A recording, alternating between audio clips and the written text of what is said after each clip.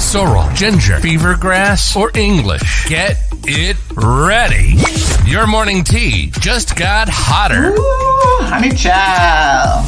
On the cold, hard truth. Bobo 89.1 and Cayman's #1 talk show are bringing you morning talk like no one else. Monday Rewind, Impact Wednesdays, Caribbean Connections, and much more. Don't miss a beat with what's happening in the local community. Just keep sipping your tea.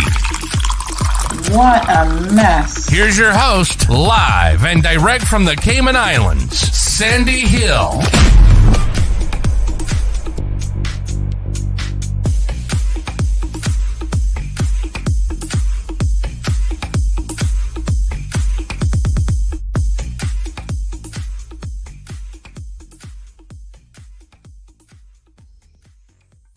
Good morning, Cayman. Rise and shine. Where the folks at?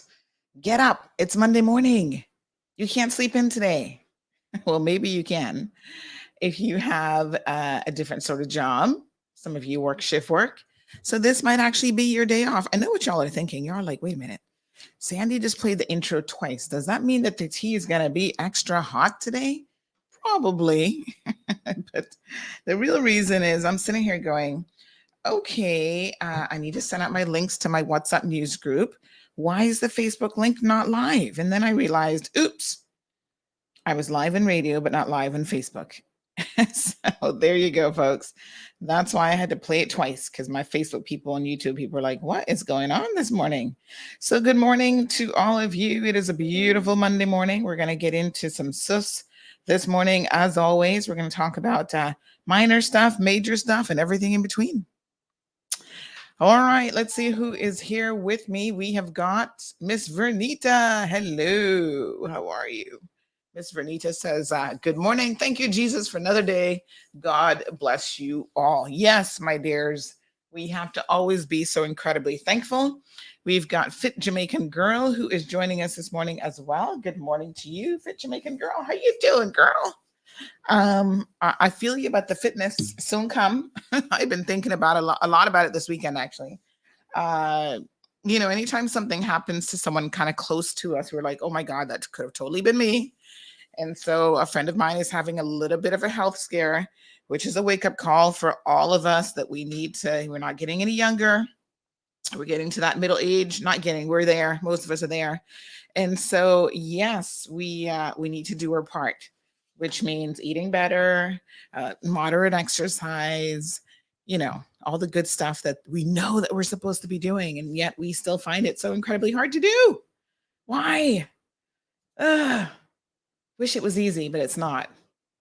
Duran is here. Good morning, Duran. And I'm going to do my executive health checkup with Health City. And then I'm going to start the journey. I know I've been talking about it for a while, but I gave myself until August of next year to shed at least 50 pounds. And so now I'm within that 1 year mark and I'm thinking, yeah, you need to get on this for real. No more time to waste. Melita, good morning. And I want you guys to follow me on this fitness journey. Abby, how are you? Barbara, good morning to you. Miss Iva is here. Miriam says, good morning from the Isle of Wight in the UK. So good to see you all the way from the UK. Thanks for joining us. I'm sure Carol is also here from the UK. Good morning to John.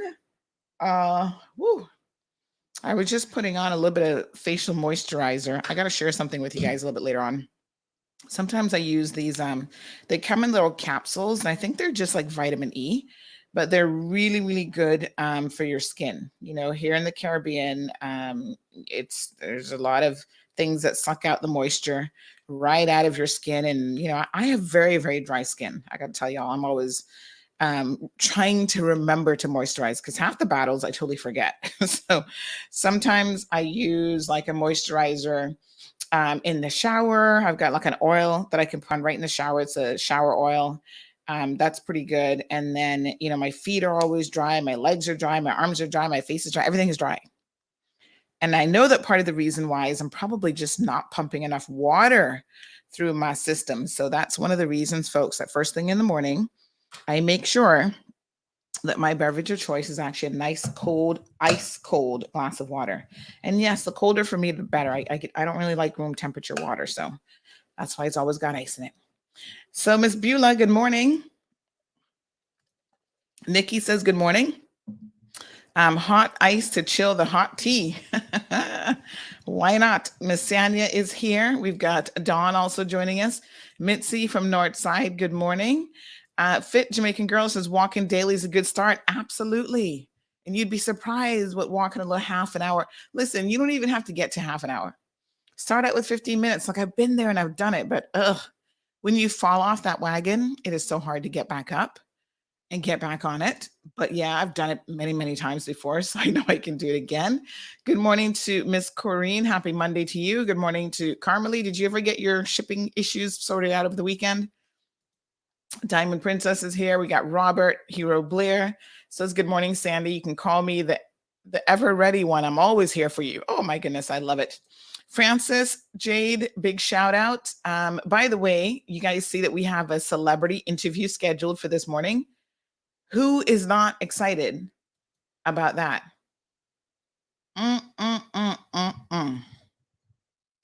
Yes, it's wonderful. I think this might be your first musical celebrity interview on this program. I kind of think. So that's pretty cool. That's exciting stuff. Capella was this weekend, so we're going to talk a little bit about that as we get closer to the interview hour. Yeah, I'm excited. Maxi Priest coming up around 9ish. So make sure you keep it locked. Let me see who else we got here. We've got Janine says, oh, what are the capsules called? I'm going to grab the bottle and tell you, but they come in a little gold. I don't know if you guys can see this. This is like a little gold. The camera doesn't exactly focus. Hold on. The best way to do this is actually to put something in front of it like this. And then there we go. Can you see that? Moving the other way. So it comes in a little gold thing like this. I just cut the lid off, and then it's nothing but moisturize. I'll get you the proper name. But I've been using them for years, and you know what? They're actually really good. And they're so concentrated that one will last you a couple days. Like if you're just using it in your face, which is where I'm using this, I find that one will last you a couple days. So I'll get you some info. I can't remember if that was an Amazon purchase, maybe. I'll have a look and see, and I'll get you all the details on it. Capsules. They're like vitamin E capsules. Yeah. Good morning to Felicia. Alice has got it locked. Maria's here. Happy week to all, she says. Oh, good for you, Carmelie. Olivia, Christine is here. Fit Jamaican Girl says, like the video, guys. Which video, guys? Rita, buenos dias. Siobhan is here. And Carmelie is sending happy birthday greetings to our mother, Miss Pamela Barnes Rocket. Does she still go by Rocket? I feel like Rocket was a long time ago. So yes, happy birthday. She's 80. I want to say, how old is she now, Carmelie? If you're going to send out a birthday greeting, you got to know how old someone is. Is it 87? What are we talking about here? All right. Telling everyone here to like this video. Oh, you mean like your profile? She's 87. There you go. All right. May she be blessed with many, many more.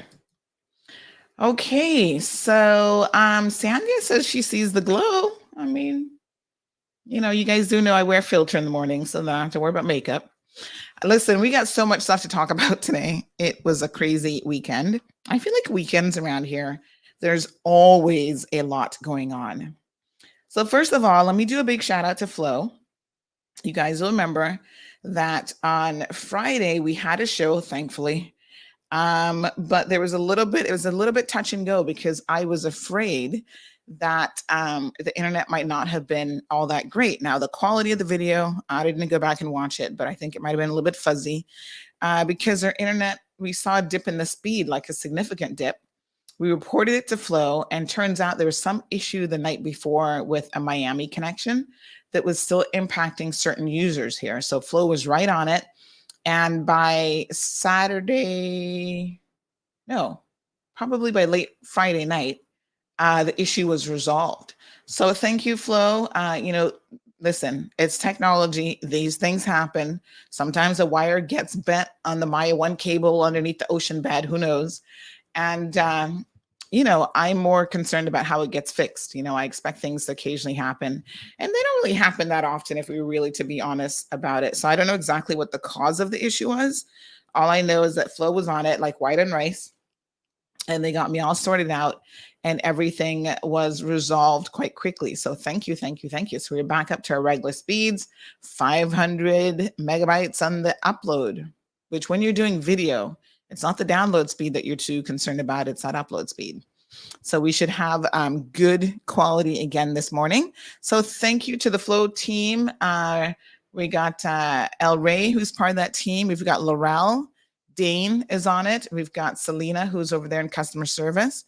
And who else am I forgetting? We got Laurel, El Ray, Dean, Selena. Oh, Delford, the actual technicians who work with the other technicians on the other side to ensure that they get it all done.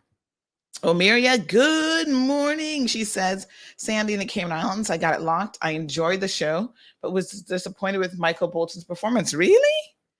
Oh my gosh. We'll talk about it a little bit closer to the 9 o'clock hour, right after the news. Wow. He's like a classic, man. Okay. Well, we'll come back to that comment and find out why you were disappointed. Somebody said that he never ages. Somebody accidentally, I think they meant to send it to another friend of theirs named Sandra, and they selected me in WhatsApp instead. And they were like, he never ages. Like he's like the fountain of youth. And I said, child, when you got that kind of money, you can afford to be the fountain of youth. So who knows what kind of, he mightn't have these vitamin capsules that I have, but he's probably got something else special going on. No, your video, lots watching YouTube. Oh, okay. Yeah. I mean, you know what, Fit Jamaican Girl? She's saying that a lot of people watching, but they're not liking the video. Yeah, I'll tell you what, our audience primarily is actually on Facebook. And I've recognized this long ago. Even with Instagram, like when we watch our Instagram and Facebook, Instagram versus, 1 second. I gotta remind this young lady about how to post this correctly on Facebook. 1 second. Just a reminder. So when we where's Renee? Reminder.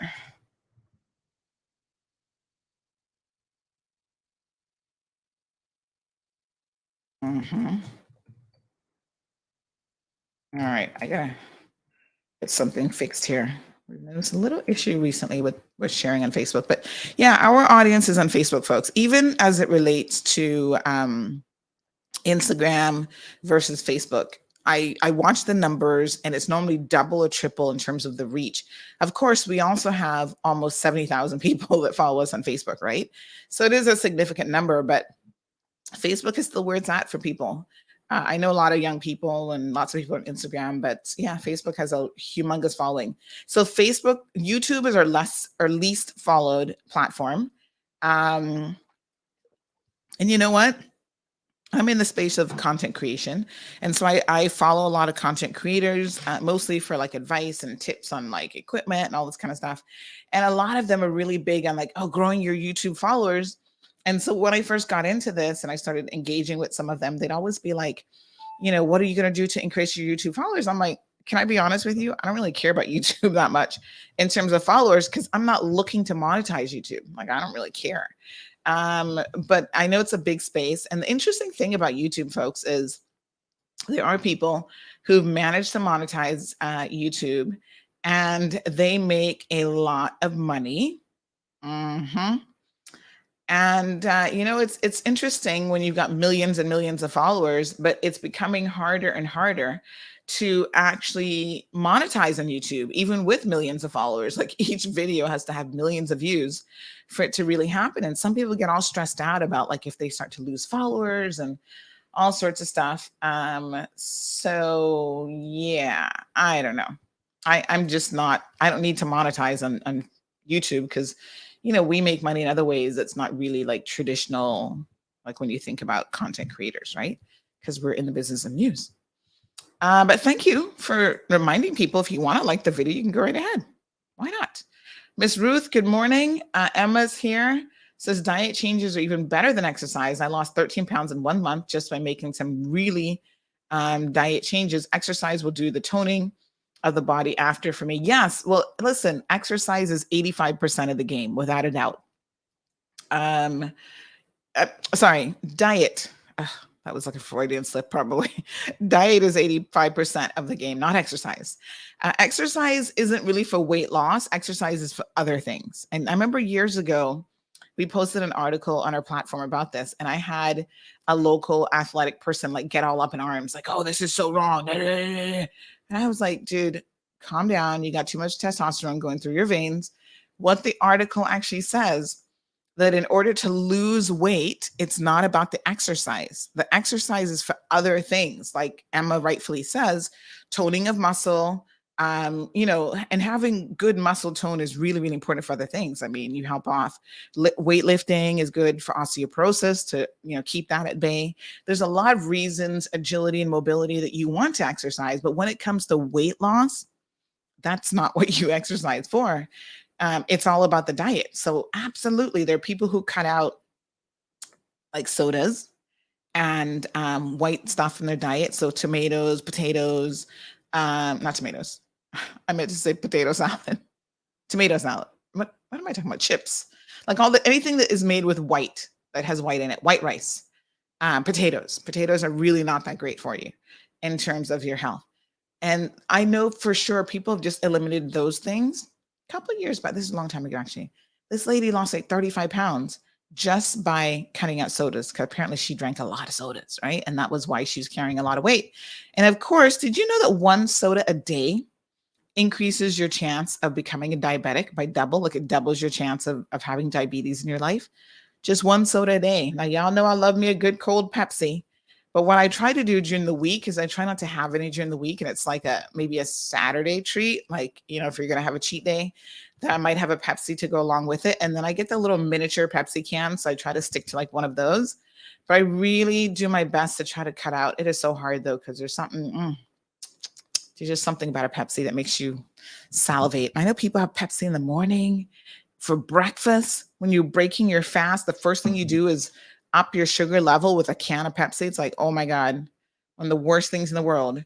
Marshall's here. Peter, good morning. Richard says, listening to you loud and clear from Turin, Italy. Oh, la la.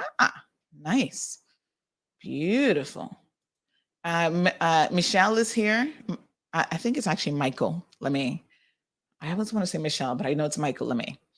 Good morning to you. So good to see you. Uhan is also joining us. Good morning to Sue. Sue says, I wish I could have been to Capella, seen Beres Hammond, looked great, always loved his music. Yes, it was a wonderful event. I think as most events go, you got to tweak it here and there. But Ms. Ruby is asking about the missing man. Let me address that in just a second. Morning, Damien. Fitness Jamaican Girl says exercise to release toxins, gain discipline, increase endorphins, and mental clarity. Yeah, exercise does a lot of wonderful things for your body. Even helps you sleep better, to be honest. So good stuff. Yes, Miss Emma. Anything with bread, sugar, all the white stuff, everything. Bread, sugars, all that. Ugh. Carol says potatoes are full of vitamin D. Well, there are many, many different types of potatoes, and there's some that are much healthier.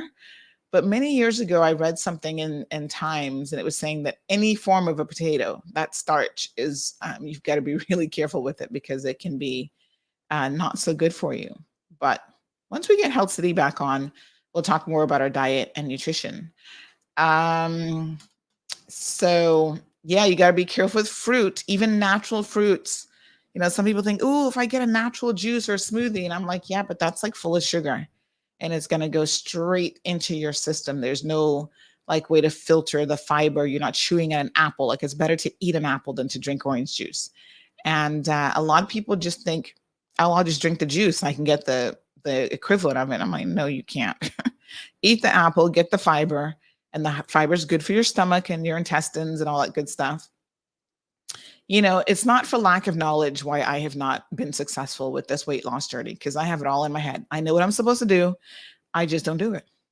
And we're going to talk about that theme is going to fit in really nicely this morning when we talk about that video that went viral on Friday of a woman and man assaulting each other in public. You know what you got to do, and you just don't do it. How many of us fall into that category? Beverly joining us from Miami. Luis is here. Wee Wee's got it locked. Good morning, Miss Ann. She says intermittent fasting works well. I do kind of think that it depends with intermittent fasting. You probably need to, just clear it with your physician first, because fasting isn't ideal for every person. But generally speaking, probably if you're healthy or otherwise, intermittent fasting can work. And there's some real benefits to it that I've read up on and stuff as well.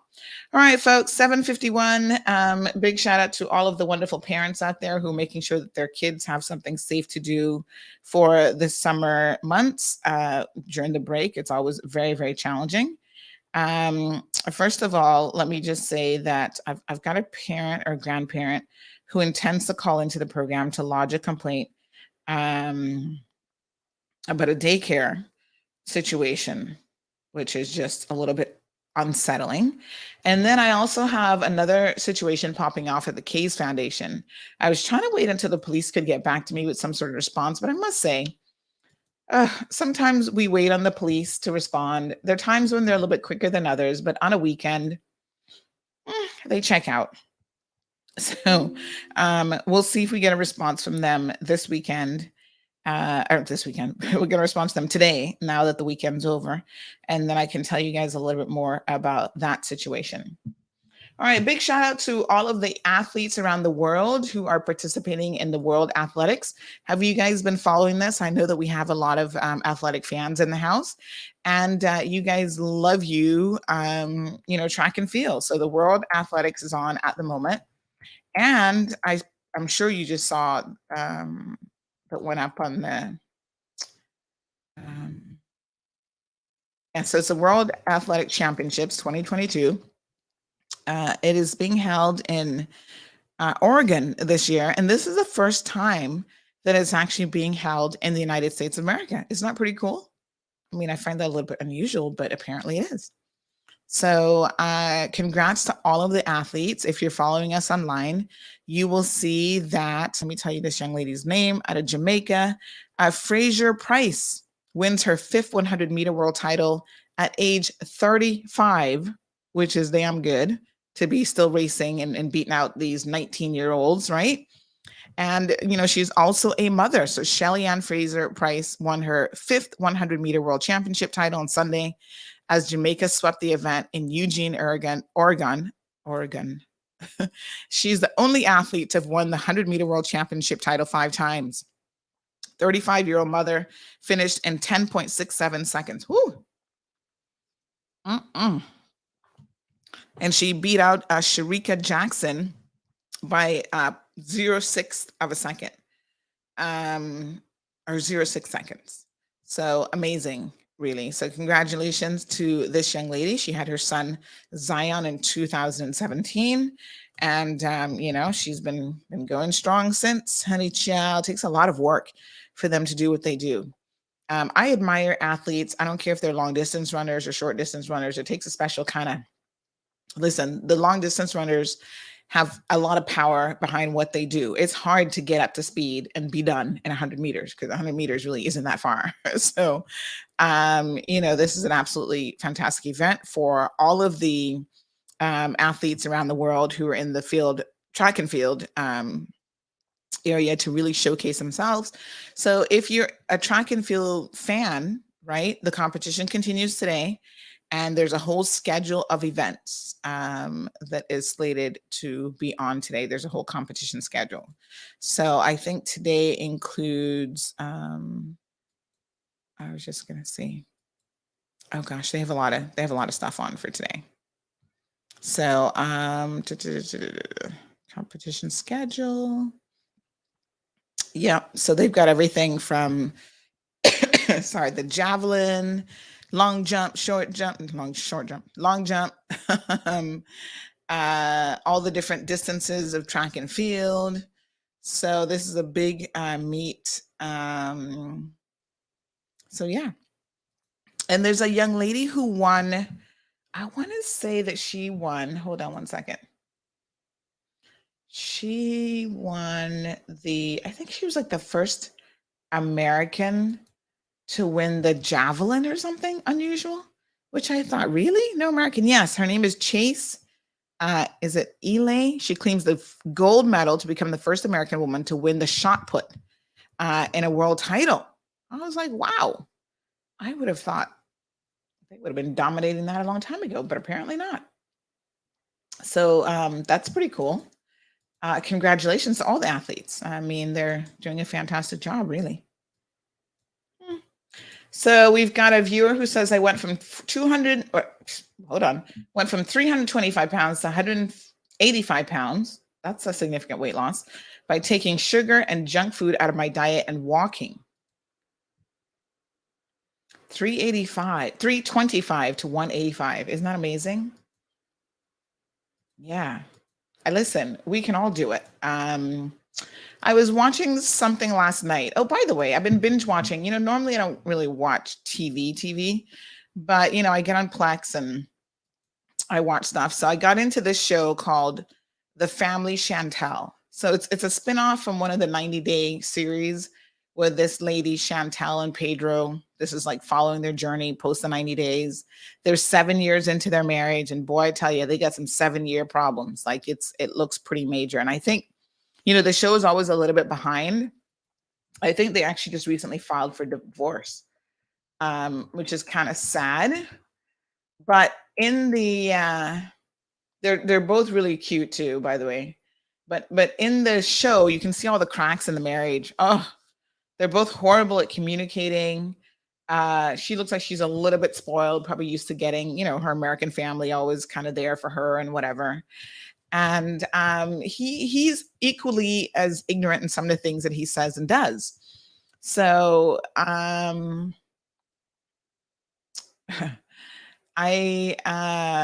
it's just so crazy. But one of the interesting things, and I just want to say this as an aside quickly. So I started watching season 4 of their spinoff show this weekend. Now, I'm not going to go back and watch the other 3 seasons because I don't have time. I'm like, who cares? Let me just see what's going on right now. So it's a really popular show, apparently. And I'm like clueless. This is my first time ever watching it.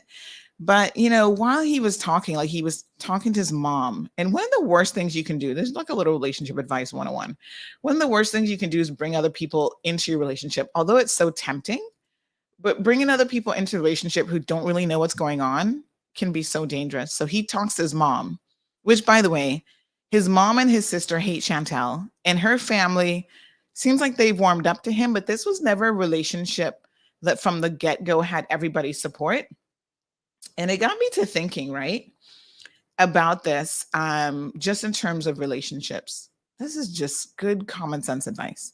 But if you meet someone and you and their family, for whatever reason, don't get off on a good foot, your relationship is probably doomed. I mean, it's just one of those things. You always have to be fighting the family, and it's like a waste of complete energy. And it injects all this bad vibe into your relationship. And the first thing you want to do when you start to have problems with your spouse is go to your family and like complain, like, oh, he's treating me like this, he's treating me like that. And I must say the episodes that I'm watching in season 4, Chantel doesn't go to her family, although she did something which obviously made her family knew that, hey, we've got some serious issues. Like she slept out of the marital home. Now, things are really bad when you leave the marital home and you go to a family member's house and you're like, oh, can I just crash here for the night? Even if you don't tell them that something is going on, they're like, this is not a good sign. And that's what she did. And then her family went and approached, what's his name? Pedro, about, what's going on. It's a sad situation, but the other advice I have is try to find someone with similar ideas to you. Like you can manage your expectations. Like I hear him talking about he wants her to be cooking and cleaning. Meanwhile, she's a full-time nurse. working during COVID, saving people's lives every day, watching people die and all this kind of stuff, right? When he went to America, he didn't have a job. He was sitting down twiddling his fingers, playing video games, is what she keeps saying. And it's just so interesting that he has this domesticated view of women, like, oh, I want you in the kitchen, barefoot and pregnant, and cooking and cleaning, having a meal for me every single day when I come home. And, as professional women, we struggle a lot with men who have traditional ideas. Men are like, oh, well, I want you to do certain things. You have to manage the household. And I'm just like, hold on a second. If you're a primary breadwinner, or in her case, the primary breadwinner, why does he think that she should be taking on all of this domestic duty? Well, that's the world that we live in, where men still have these expectations of us as women. Well, you got to have the babies and you got to raise the kids, and they kind of show up for the big events, but they want you to be there doing the day-to-day stuff with your children and everything else. And it's very, very challenging, trust me, when you also are running companies or you're working for other people and you have long shift jobs and all this other stuff. But I kind of, it made me pause when I heard him having a conversation with his mom. And his mom was like, oh yes, tell her to see how we Dominican women do it. Right? Because she was like, we're domesticated. We know how to cook and clean and run a household. And earlier in the episode, his sister, who is a hot mess, they just come from very different worlds, honestly, right? And the sister's like throwing glass at them and wants to beat up his wife, and the mother's 7 years into the marriage. The mother's like, oh, you should leave her. I'm just like, what is wrong with your family? They're kind of crazy. But the sister at one point admits to the fact that she would rather, hear this now, and this tells you a little bit about, again, the mentality that you grew up with. She's looking for sugar daddy. She's like, oh, I don't want to have to work. Work is so hard, sitting behind a desk all day, working for the government, which means she probably does little to nothing. It's so hard. I would rather have a sugar daddy. I just want to dress up and go to fancy restaurants. I'm like, there you go.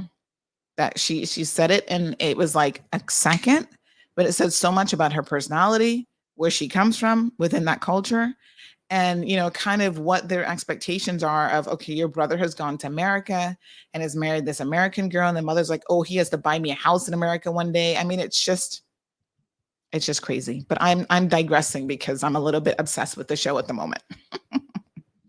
So yes, child, I was up until after 2:00 this morning watching it, because I took an afternoon nap and then I couldn't sleep last night. So I was like, well, if I can't sleep, let me watch the Family Chantel to see what other mess is going to happen. Anyway, Alice says to please let us pray for our friends and family in the UK, because the country is under a heat wave. I feel like every summer they're getting a heat wave now. And yeah, they got to learn how to cool off. You see, we always get heat waves here, but for whatever reason, we're used to it because we live in the Caribbean, right? So, they're not used to it there. And not only they're not used to it, but they don't have the infrastructure. At least here we can get an AC. Like every building, we got some kind of air conditioning, a fan, something. And I feel like when you live in places that don't normally get heat waves, they're not ready. It's legitimately killing people because they're not ready for it. So Omeria says 1 regular sugar has the equivalent of 7 teaspoons of sugar. And the diet sugar, the diet cans is no better for you. So yeah. All right, Miss Beverly, good morning. Miss Brenda is here. She says, big up to Jamaica's Shelly, Sharika, and Elaine. Yes, congratulations to all of the ladies. Dane is here. It says that Sandy in the CMR community. Thanks, Miss Sue. Yes, so congrats to all of her Jamaican friends and family members. Big day for them. They dominate track and field a lot, and congratulations. I think it's wonderful that they can produce a lot of really, really good runners. Yeah, clean sweep. Wow, 5th world championship. That's a big deal. So yep. And Sharika Jackson is also a Jamaican sprinter, and she specializes in the 400 meter. And since last year, she's been doing a lot of the shorter distances as well. So that was who was on her heel. She's a lot younger too. But hey, She held her off 6 seconds. So Dean says 1, 2, 3, clean sweep. Congratulations to Mommy Pocket Rocket. Nice. Francis says good morning. Big shout out to his girlfriend, Crestisa. Is that how her name is pronounced? Hi, Francis. Christine, good morning. Anthony's here for it. Anthony says congratulations to all the bad yells of speed. Yes. Now the other day, who was it? Was it Jamaica that had some medals taken away from them and given to Trinidad or something from the 2008 Olympics? Hold on now. Who was this? Was that Jamaica? Or was that the Americans? I can't remember. So this was the men's 4x100 relay team from Trinidad and Tobago, received their gold medals. After, let me tell you why they received them. So they were stripped from somebody else. 2008 was a long time ago. So this was the Olympic Games in Beijing, 2008. The medals were awarded at the Olympic Museum in Switzerland. And this was Jamaica that won the men's 4x100 event, led by legendary sprinter Usain Bolt. However, in 2017, the International Olympic Committee revealed that Nesta Carter, who ran the leadoff leg for the Jamaican quartet, had violated the anti-doping code by testing positive for, what the hell did he have in his system? Meth. Oh God, this is a long word. Meth who? Methohexane. So unfortunately, because of the actions of one person on a 4x100 relay, he cost the entire team their medals. Wow. Child, I would beat him up taking a medal from me. So Jamaica was subsequently disqualified, and Trinidad and Tobago, who'd earned the silver, was announced as the new winners all these years later. So 14 years ago. Wow, that's so crazy. But anyway, yes, you can't be, you can't be doping and thinking that it's going to be cool. Let me see how to pronounce this word because it's a super long word. I'm always interested in learning like super long words. All right, you guys ready? How to pronounce it? Here we go. It's just you got to break it down into multiple syllabi. Methylhexanamine. Who? Methylhexanamine. Methylhexanamine. Methylhexanamine. Ooh, thank God we don't have to say that every day. We're not a doctor. Hold on. Methylhexanamine. See, they pronouncing it different already. What a bag of confusion. Anyway, we won't worry about it because, like, legit, you'll never really have to say that word. Methylhexanamine. Here, you see? 3 pronunciations and they're all different. Anyway, whatever that drug is what he had in his system. So it's some kind of nasal, they use it for nasal congestion and whatever. So, even cold meds and stuff, like they're not supposed to be taking anything when they're performing because I guess those things can give you some sort of an advantage. So you got to make sure you know the rules. Miss Ruby says, Sandy, do you know of any myths and legends of Cayman? I tried to Google it, but I couldn't find much. Only found some information on Duppy's turn. Also, any update on Adrian Williamson? So let's talk about Adrian. He's a man who's been missing now for a couple weeks. And legends about Cayman. I think the best way to learn legends about this place is just to talk to some of the older folks, which, as you know, we're working and getting some of those interviews done. So, yeah, Mr. Williamson still has not been found.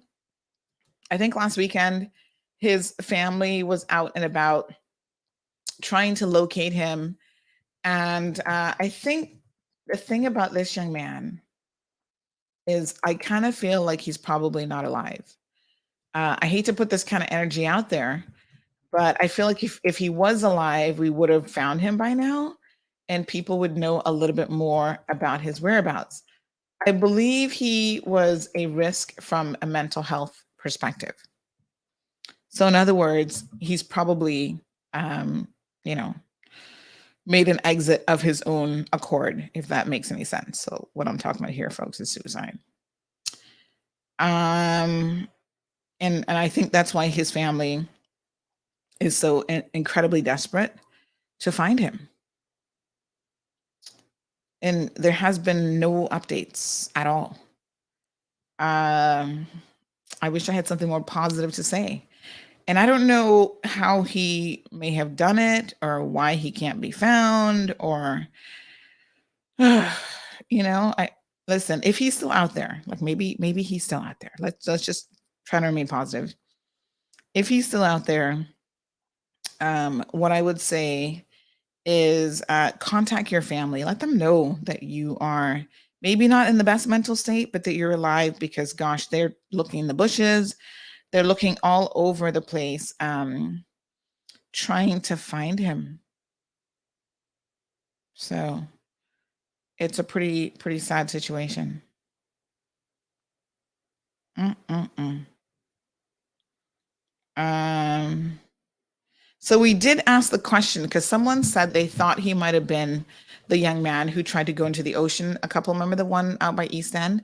And we did ask the question about that and we never really got a response. So normally when people don't answer something, it's because it probably is the case, which obviously speaks to some mental health issues if that's the case. But yeah, absolutely nothing. So I don't know what else to say except that I'm hoping he's still found alive. And but the longer time passes with no significant breakthrough, the more likely that that's not going to be the case. Good morning, Miss Lorna, sorry. She says, CMR Sandy, happy Monday. Love this color and you're looking really beautiful, honestly. Watch the match though. Yes. Miss Brenda says the reason we don't pay direct taxes is one of those legends of Cayman about saving some royal family member off of a sinking ship. Emma, the name of that show it's a spinoff of 90 Day and it's called The Family Chantel. I think what they did, this is really funny, but in Spanish, you know how Spanish people reverse words. So it's actually the Chantel family is what we would say in English. But in Spanish, they would say the familia de Chantel or whatever. So they reverse the words. So I think this is a play on, like they've taken the literal translation in Spanish, which is the family Chantel, and they've used that for the show title. So check it out, Emma. Damien says swinging lanterns from high trees to lure ships onto the reef to rob them of lumber and cargo. Was that us? Did we do that? Those are the pirates before us. Woo! Lorna says, big up to Shelly Ann. What a great Independence Day gift to Jamaica. They always bring golden medal home for Jamaica's independence. Yes, because coming up on is it the 6th of August? In about 3 weeks, Jamaica will be celebrating its independence. Morning, Charlene. Says that's a mentality of a lot of young women because they've lived or either living nowadays. I'm not quite sure.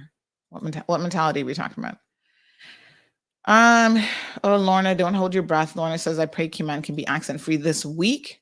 Child, if we go a day without accidents, that would be amazing. Irvlin saying how hot it is in Europe. What part of Europe are you in now? Yes. Okay, so listen, let's talk about a couple things that happened over the weekend. First of all, there was a viral video on Friday that we posted. It's on Facebook. And it's of a young lady. I use that term so incredibly loosely here. Let me not use that term at all to describe this woman. I understand her name is Nikita.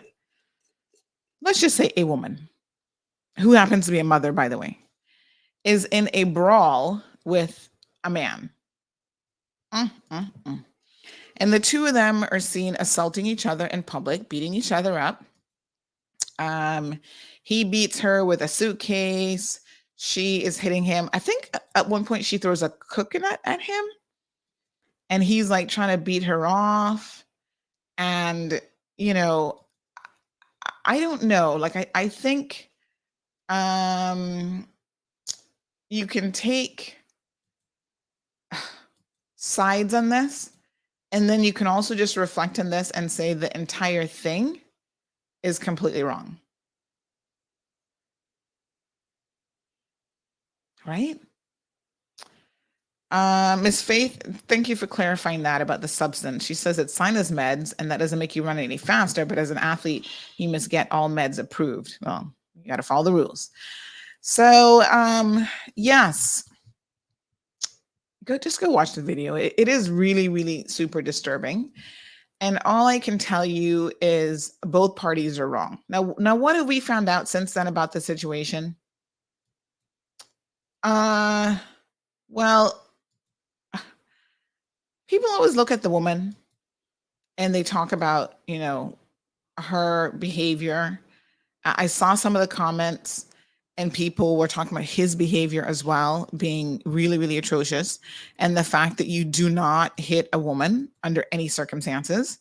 Now, I think that, listen, I think that if you are assaulting someone, whether it's a man or a woman, that person may have to hit you in order to get away from you and get away from the situation.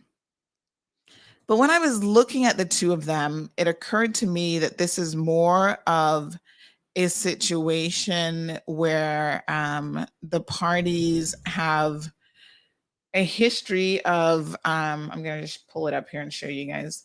They clearly have a history of abuse here, right? So she is hitting him. Now, of course, we don't know what started this off, like what happened before this. But we see her getting in his face and slapping and hitting him. And then he hits back. Is it right for him to hit back? Then she takes a coconut, she throws it at him. So, I mean, if I were looking at this situation, right? So there we see it starts off with him kicking her, hitting her with the suitcase, but she kind of threw, in the earliest bits here, she threw the coconut at him. She's kicking at him. I mean, this is just disgusting and egregious behavior. How many coconuts were actually in the truck? Was it just the one? No, there's like 2 coconuts on the ground. Was she driving around with coconuts in that truck? Is that her truck? I don't even know. But she picked up a few coconuts. You see her slapping at him. There he gets a good one. That's a left hand. And she tries to hit him again with the coconut. I feel sorry for those cars in the background more than the 2 of these idiots, to be honest. Because if she had damaged somebody's car, I'm pretty sure she would not have been paying for it, right? So the 2 of them continues. Now, this is where he gets a little bit crazy because she's trying to grab onto him. He's kicking her, hitting her with the suitcase. I don't know what the hell's in that suitcase. Or, hits her in the head with the suitcase a couple times. I don't know where she's going or where he's going with the suitcase. Hardly matters. But this is a couple that's dysfunctional. And what I've been told about this young lady and the young man is that they're both dysfunctional individuals. I don't know either one of them, but it seems like they need to leave each other. I don't know how long they've been in this relationship for, but girl, get yourself out. She seems to have a history that a lot of people are aware of. They say that she likes this sort of thing. She likes a lot of drama. And I also hear that he likes a lot of drama and that he's in court. Somebody said his name is, her name is Nikita and he is Ivan Macfield. And so someone said that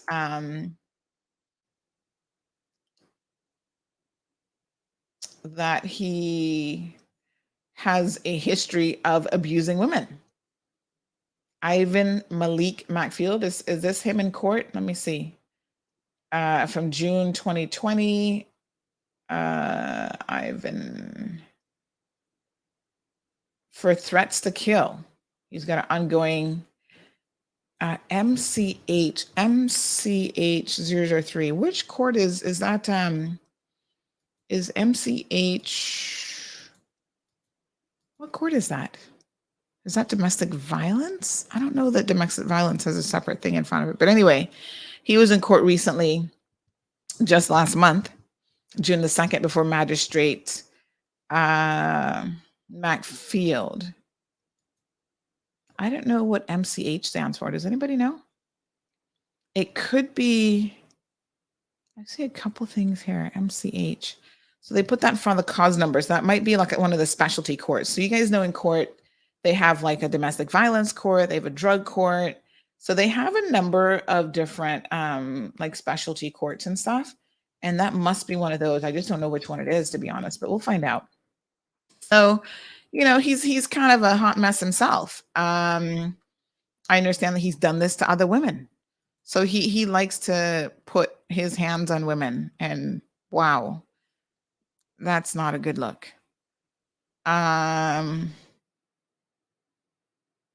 Dude, that's assault. Now here's where the conversation took an interesting turn. A lot of you watched it. Some people didn't like the fact that it was shared or that somebody was recording it. And some of you took the opinion that the people who were recording it should have gotten involved. Now y'all know that, listen, there's a lot of reasons why people might sit back and record something and not get involved. When you see adults like this, and I'm going to be completely honest with you, if it doesn't involve an innocent dog, a child, or an elderly person, I'm not getting involved. Both of these people are culpable in what you see happening in terms of assaulting each other. They seem more than capable of stopping this at any time. She could have walked away at numerous times during the incident, not thrown coconuts and not kicked him and so on. He certainly could have walked away with his suitcase. I don't know if he's planning on moving somebody somewhere else with the suitcase or what was going on here, but they both could have left. And some of you are like, oh no, these people need to jump up, get involved in the situation. I'm like, why would you, as a total stranger, want to get involved in this with these people that you don't even know, who look like they're a bunch of proper idiots? And the next thing you know, this is a comment I posted out, and I saw that a lot of you appreciated this comment. I said, get involved in what? Because what's going to happen is you're going to get involved, right? And they are going to end up, this is the comment that I made. I said, they may have done so, but I wouldn't get involved directly unless it's a child, because these people are sick. You jump in, you get stabbed or killed, and next week they're getting married. That was a comment that was made on Friday, and a lot of people kind of found the comment humorous. It wasn't meant to be humorous. Like, it is a legit thing. This is what happens with these dysfunctional people. So you go get involved, and we've seen it before. We've seen on this island, innocent people get involved and they get stabbed or they get shot or they get assaulted, right? And then when it comes to what went down, she's not going to testify that you tried to save her. She's going to be standing up in court next to the boyfriend saying, oh, he's my baby daddy, or he's my best friend and I love him so much. Okay. And yeah, we're getting married. And y'all thought I was joking when I said that. Well, lo and behold, look at what she posted on her Instagram page. This is what this woman is all about. She says, yes, I know it's toxic and I deserve better. Oh, do you really know that? But nobody's seen the times when he held me and called me beautiful. Ugh, this makes me physically sick. Nobody's seen the side to him that I seen. She better go back to school and learn some proper English. But anyway, I still care about him so much, and I can't stop that no matter how hard I try. Woman, get yourself some professional help. Okay, this is a victim's mentality. This is someone who her entire life has probably been abused and beaten and whatever else by people. And she thinks that, oh, that's okay, because, he loves me. He calls me beautiful. Really, woman? You need somebody to call you beautiful?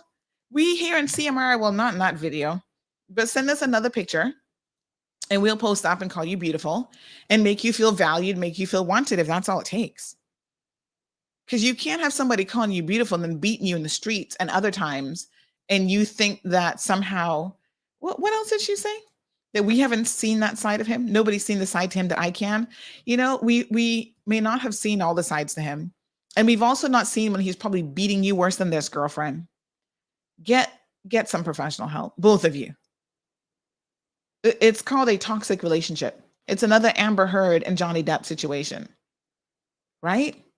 It doesn't matter how you, in those moments of, oh, he makes me feel beautiful.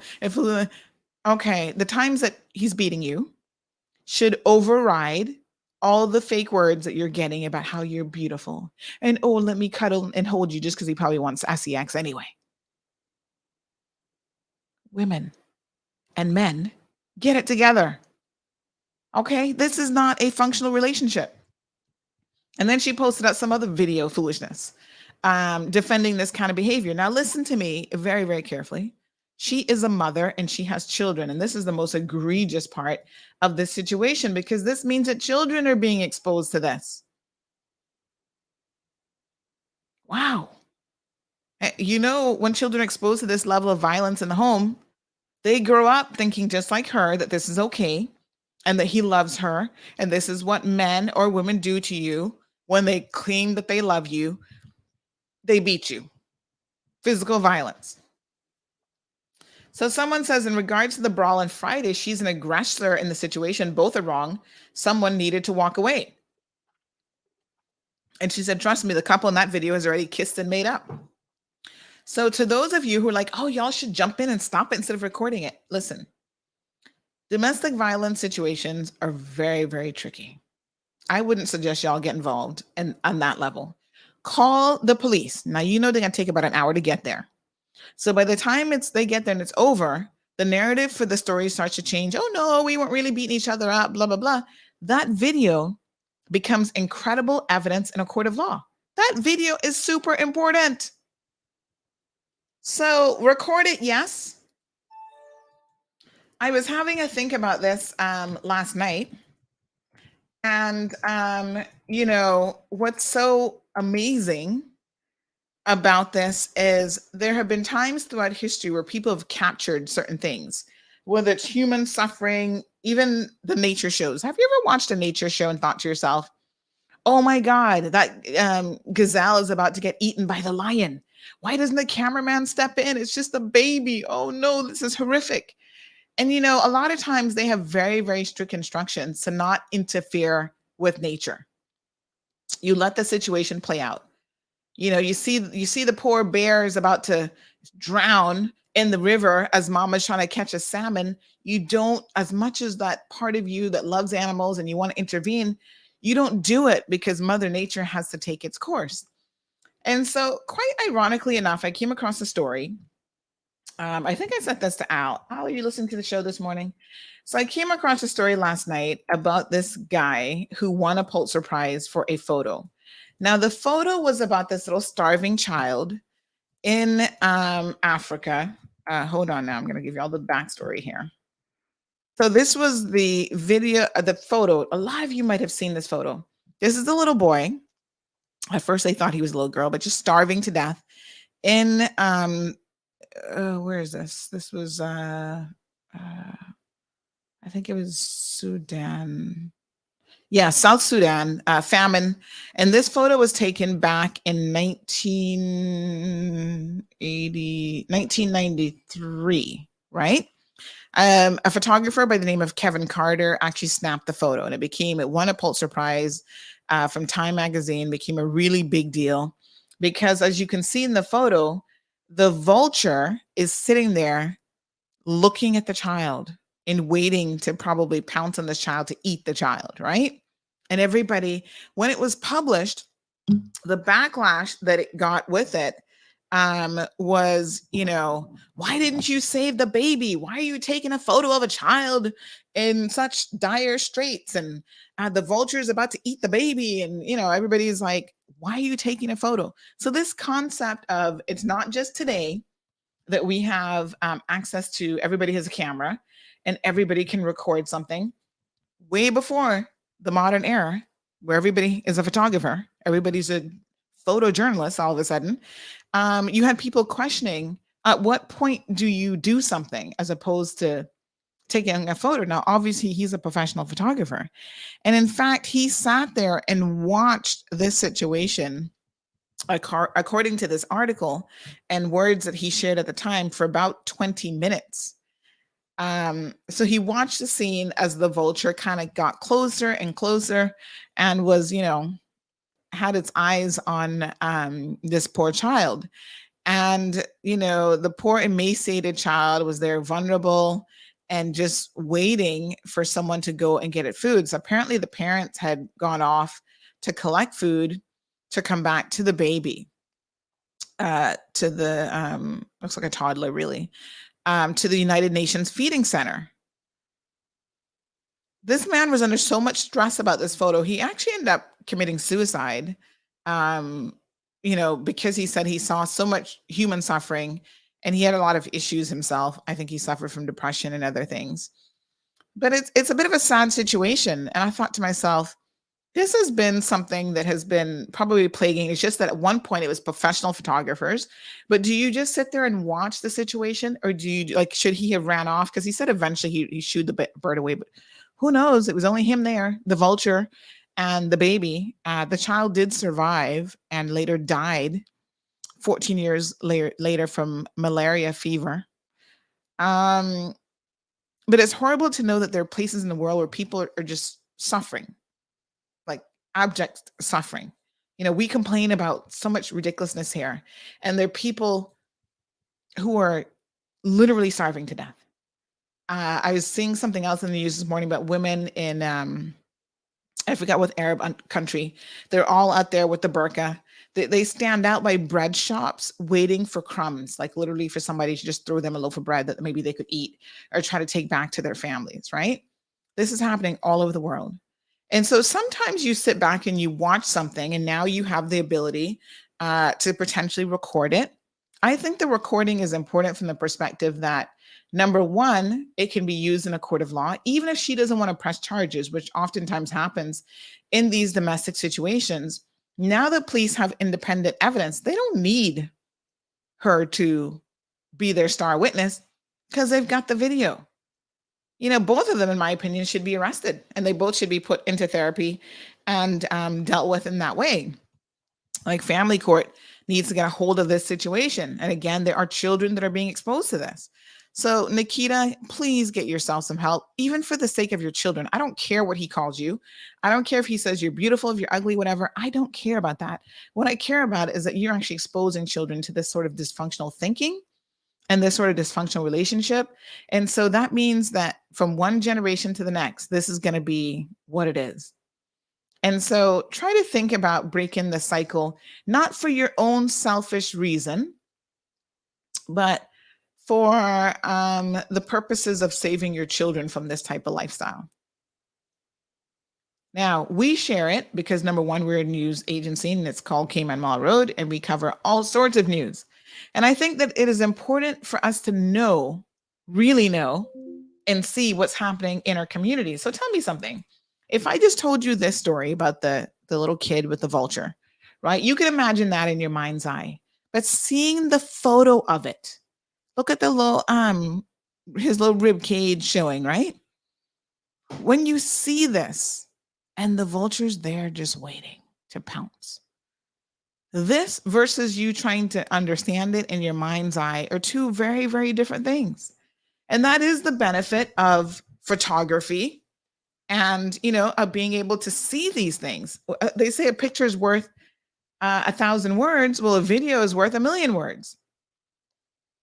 There's so much now that we can see about both of those parties that had someone just told you that story, you would have been like, oh, well, I don't know. It probably wasn't that bad. And then you see him with the suitcase. Miss Brenda says she doesn't know what's in that suitcase. I saw that comment. Where is it? But she's wondering why he was holding on to it for dear life. She said, Sandra, I couldn't help wondering what the hell was in that suitcase. He sure wasn't letting go of it. Yes, my dear. He was holding on to that.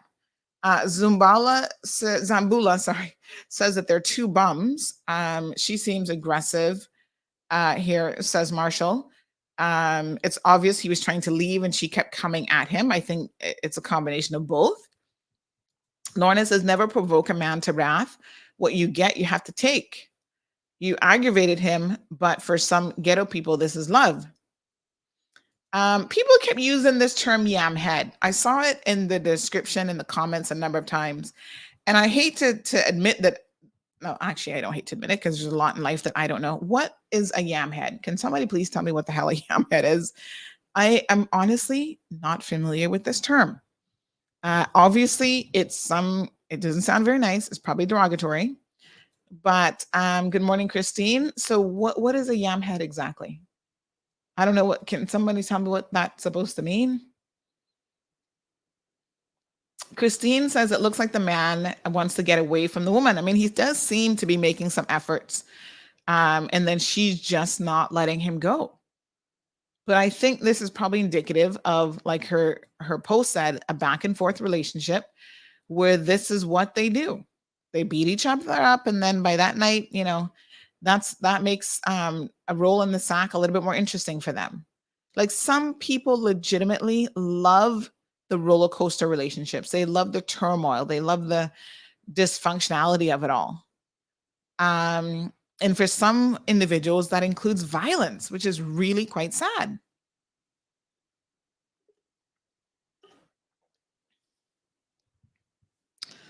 So I don't know. Real Deal, good morning. Says it's wrong for anyone to be putting their hands on somebody else. It's also wrong to provoke someone to the point where they lash out in anger. So, I mean, we all have a breaking point, I'm sure of that, where someone could provoke you. But I don't know. You got to just let common sense prevail, and you have to know when to walk away. You see, I don't provoking me to anger. I mean, I can be provoked to anger, but I'm probably going to just lash out with my words and cuss you out or something like that. Now, if you put your hands on me, though, I must tell you that I'm going to defend myself until I can get away. And that just is like, that's self-defense. I hate to see men putting their hands on women, though. Only once in my entire life, twice by the same person, did I ever have a man put his hands on me. And this was this guy named Michael in high school. I think I told you guys about this. Michael thought he was brave. And, we didn't even this wasn't a domestic situation. We didn't have any kind of relationship. Honey child, I was not allowed to date in high school. Now, come on. My aunt would have been like, what? You want to do what? No, not on her watch. But Mike really liked me. And I only had one class with him, which was biology. And he was always harassing me in class, right? Because I was just ignoring him. And some guys, this is how they show you that they like you. They try to beat you up. So because I kept ignoring him, one day after our midterm exam, I'm walking down the hall, minding my own business. And he calls me the B word. And I turned around, I looked at him. I'm like, who are you talking to? Because, I'm like, who? I know you're not talking to me. I'm looking around like, who else are you talking to? And then we had a little scruffle because he thought that he could fight me with no repercussions. Well, that was the only fight that I've even had in my life, because I don't really fight like that, right? But honey child, just because you've never seen me fight doesn't mean that I wasn't going to throw down. So poor Mike, he got all scratched up and everything. Thank God I had on jeans that day. Oh, I could imagine if I was wearing a skirt, what that would have been like. Jeez, peace. No videos back in those days, honey child. So, he got beaten up a little bit, got some scratches on his face, and all the boys are making fun of him. Oh, Mike, you got your butt kicked by a girl. And this was the same time that Mike Tyson and Robin Givens were having their dysfunctional relationship. So people made fun of him like, oh, Mike got beat again, like, another Mike. So anyway, he decides to get revenge. So we get pulled apart. I can remember the assistant principal was this tall African-American guy. We went to the principal's office, told them what happened. Typical school administration, even back then, they didn't follow up. They didn't do anything. Right? So when it comes now to like the following week, Mike is trying to get revenge because everybody's making fun of him that, ooh, Sandy kicked your butt in the hallway. And so he happened to have been on my bus because his aunt was the bus driver. You can't make this stuff up. Is this not crazy? Anyway, he tried to come at me again when I was getting off the bus, and he stood up and smacked me. And I was like, holy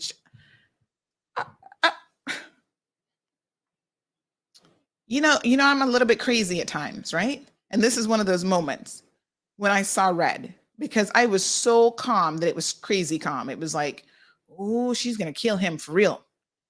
I started handing people my books. This is how crazy it was. I'm in all these honors and AP classes, and I'm like, hold my books. Kind of like a stack of books. It was a Friday. I remember it. I had a stack of books to go home study for exams. I was like, hold this. I took off my little jewelry because you got to take off your jewelry when you're going to kick somebody's ass. I'm like, okay, you hold this.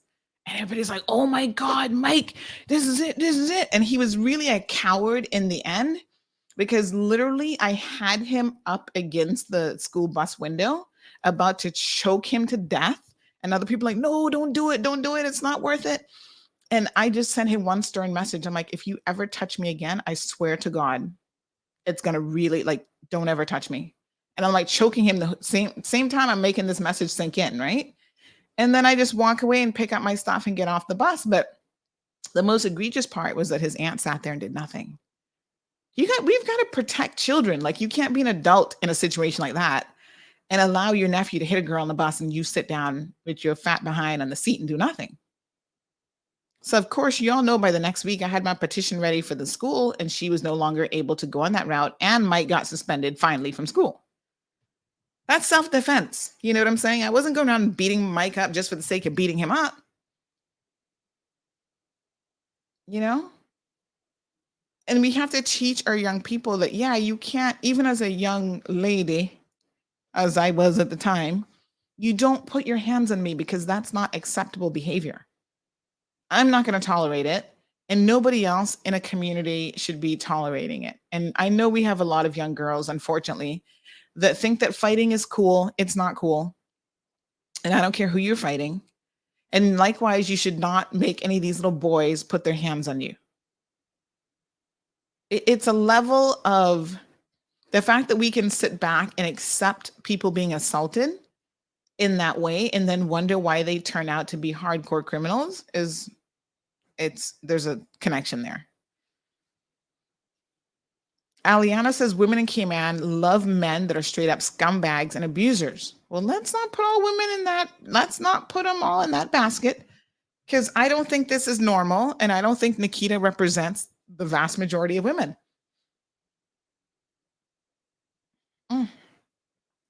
Marshall says when it comes to man and woman fighting affairs, stay away and leave them alone. It's not worth you losing your life.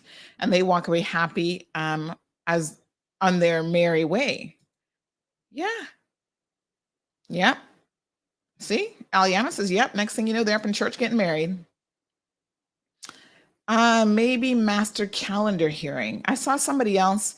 Tracy mentioned that as well. I don't even know, as much as I go to court, I have no clue what a master calendar hearing is. I've never even heard of such a thing. I was wondering if it was a, hold on, let me see. Master calendar hearing. What the heck is this? Okay, so this is a legal term. Are held for pleading, scheduling, and other similar matters. But normally they're called case management hearings in this jurisdiction. So that is a little bit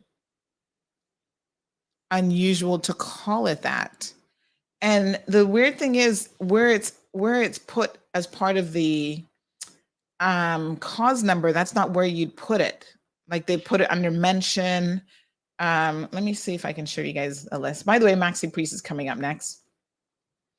So normally they put it under, let me see if I can find this thing back again. All right, let me show you guys a cause list here. I hear what you're saying, and I guess maybe that's what it could be, but I've never seen it expressed like this before. So this is a cause list. What you normally have is, you see how here it says criminal mention. So if it was a case management hearing, this is where they would normally, they have like a little separate section that they do under case management, but maybe whoever did this just put it in front of those ones. I mean, I don't know. It's a little bit weird. So maybe someone just typed this one up a little bit differently, but I've never, as many cause lists as I've looked at, I've never seen it done like this before. So maybe they've got a new staff member or something at the court. Jonathan says toxic relationships will make people throw coconuts and bags at you. Get out and run as fast as you can, or duck. No, get out. Ducking is not going to help.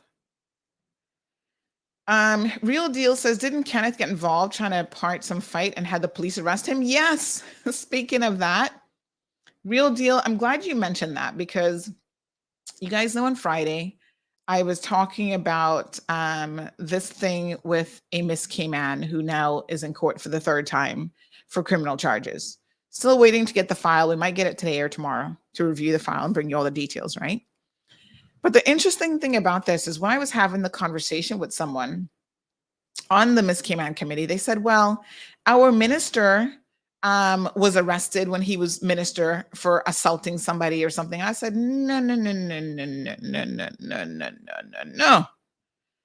When you want to use another situation to justify a current situation, Make sure that you're comparing apples to apples and oranges to oranges. In other words, get the facts straight. Number one, Kenneth Bryan was not a minister at the time. In fact, he was not even an MP. When I said to the person, like, oh, I said, yes. Where do y'all live? He just became a minister last year. This happened years ago. Okay?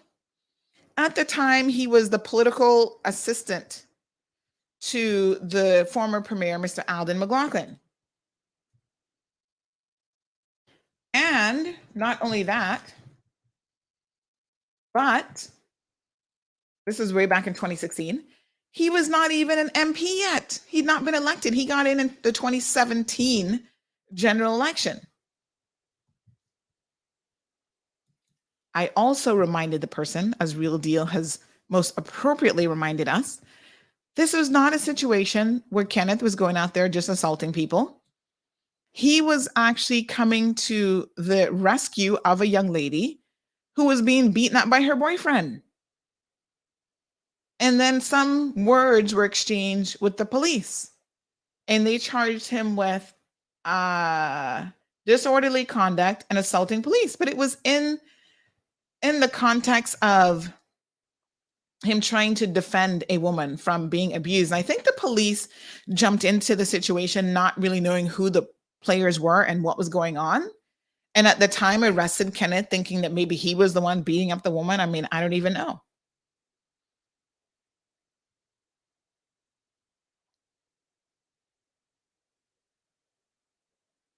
In fact, he had nothing recorded because Magistrate Philippa McFarland delivered her verdict and said, given the circumstances surrounding the event, Bryan had done the right thing when he went to the police officer's aid, but went too far when he spoke to the police after the event.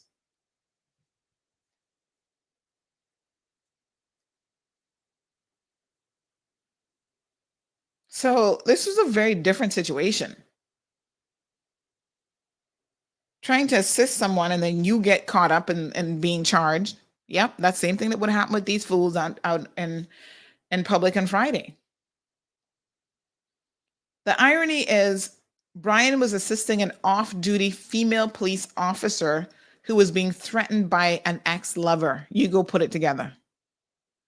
And then the police come in the mix and charge him with disorderly conduct.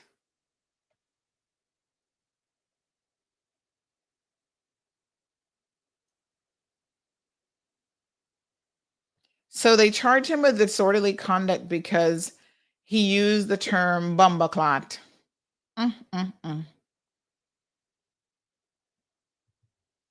What a mess.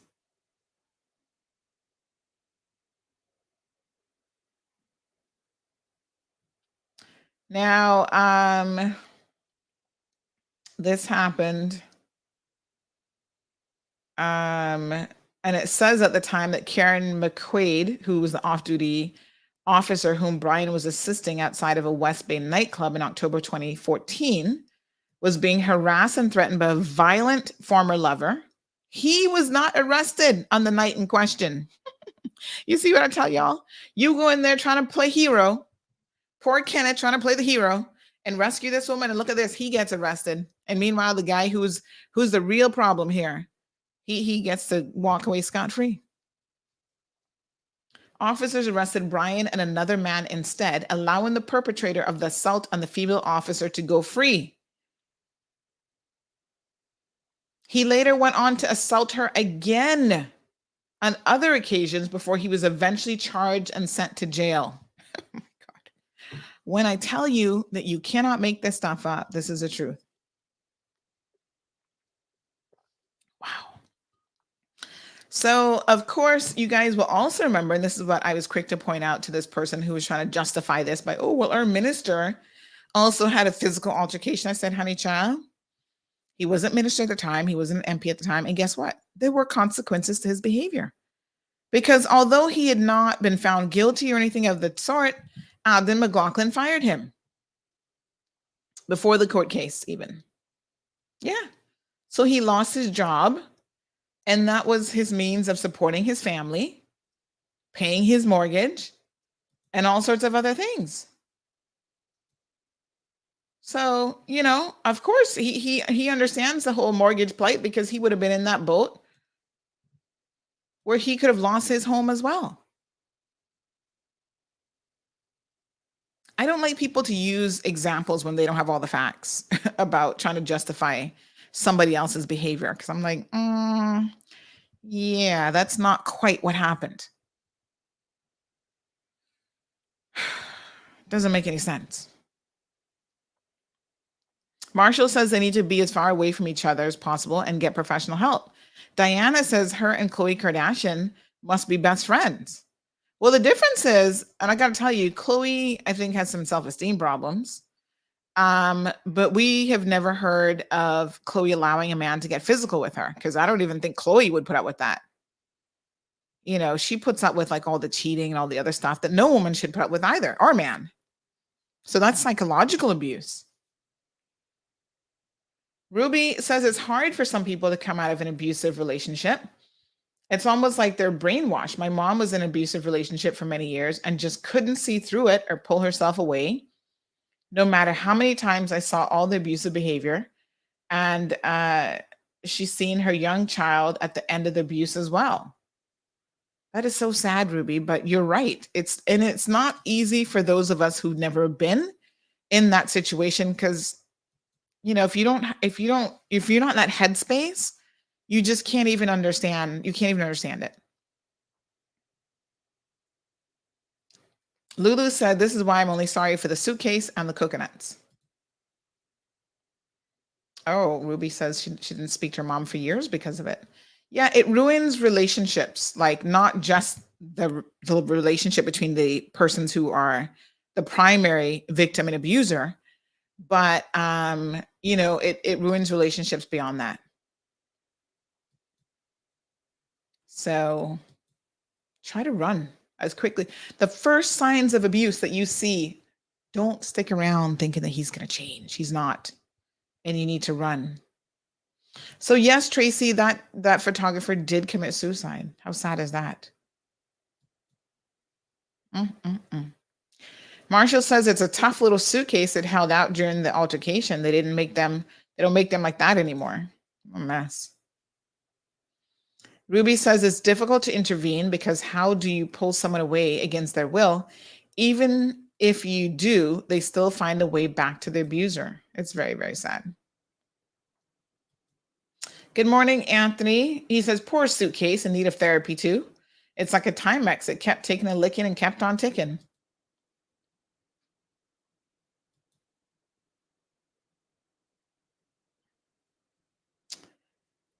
Damien says that a plane, an F-355B plane, is 135 million, but they can't save these black and tan people. Well, poverty, just giving people money is oftentimes not the only and best solution to poverty. You've got to equip people with the tools and how to help themselves. And the unfortunate thing about a lot of these African countries is the countries are rich, mineral rich, they've got diamond mines, all kind of stuff. But when you have leaders in there who are corrupt and pillaging the company for everything that they can get, that therein lies the real problem. So giving them more money just means making their corrupt leaders richer and richer. So Ruby says, not all situations are the same, but honestly, my mom wouldn't have listened. She did eventually move to the other side of the country away from him for like a month, and I broke my wrist, and school called her to come and get me and take me to the hospital. And she was on a train back to him and hadn't told us. Wow. See what I'm telling you? That's crazy. Yes. And they will hide these types of relationships as well. So Pretty Tash says a yamhead is a fool for man, whether he beat, cheat on you, etc., and you stay with him saying he loves you. But yamhead has a lot of meaning. It depends on the situation it's used in. Okay. All right. Brenda says a song entitled Sleeping with the Enemy would be appropriate to play right now. It's on YouTube by Wayne Armand. Yeah, we can't play it because, Facebook will block us. And all of a sudden, the 204 people watching will have their Facebook feed cut. Selvin, believe me, he was not my boyfriend. I was just defending myself. And I would do it all over again. Because sometimes you got, people look at you and think, oh, she can't smash Ant. Don't try people, because you just never know. You get that adrenaline going, honey child, and you put your hands on somebody, you're going to end up on the other side of their fist for a change. So Carmelie says Yamhead is defined as a man or woman who's in a relationship and being made a fool of by their significant other. Oh, I better start using this term, y'all Yamheads.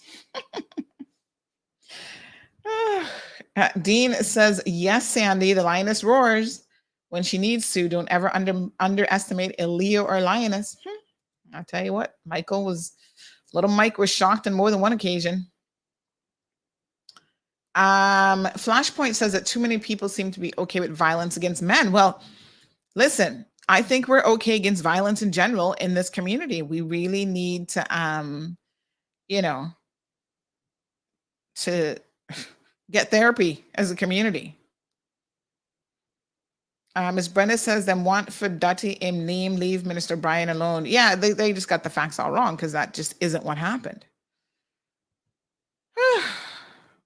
Strong Will, good morning.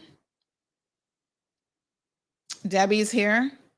All right, so let's go ahead and take a commercial break. I'm aware that hopefully soon Maxi Priest will be joining us. So big shout out to some of our corporate sponsors. And then we'll have our 9 o'clock news coming up right after this. Stay tuned. You're listening to The Cold Hard Truth on Bobo 89.1 FM, YouTube, Facebook, right here on Cayman Mall Road. Crichton Properties is one of Cayman's most trusted real estate companies for over 50 years. We offer a diverse selection of property listings and help our clients navigate the world of buying or selling their properties with confidence. Crichton is a name you can trust with our excellent customer service and family-friendly touch. Contact us today to list your home, land, or condo for sale by calling 949-5250 or email info@crichtonproperties.com. Crichton Properties, a trusted Cereba member. Healthy Life app is now My HSA Cayman. Securely access your health information and COVID-19 vaccine QR code anytime, anywhere. You can get the My HSA Cayman app by following the easy steps. Step 1. Search My HSA Cayman in your app store. If you already have Healthy Life, open the app and you will be prompted to download the My HSA Cayman app. Step 2. Download the My HSA Cayman app. Once download is complete, search for Cayman Islands Health Services Authority. Step 3. Login. Enter your username and password. This is the same username and password used on the Healthy Life app or desktop portal account. Having trouble with your login? Reset your password. Click Forgot Password on the login page and follow the prompts. If you're still having difficulties, email portalinfo@hsa.ky or visit the portal FAQ page at www.hsa.ky. Sign up for My HSA Patient Portal online or on site at any of our registration counters.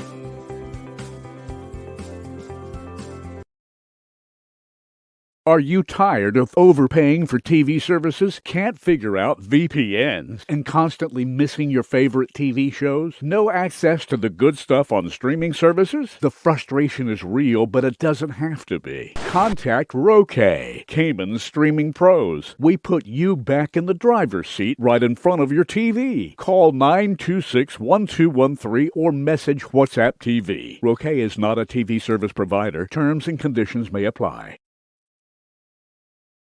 Low 80s. High tides at 10:38 a.m. and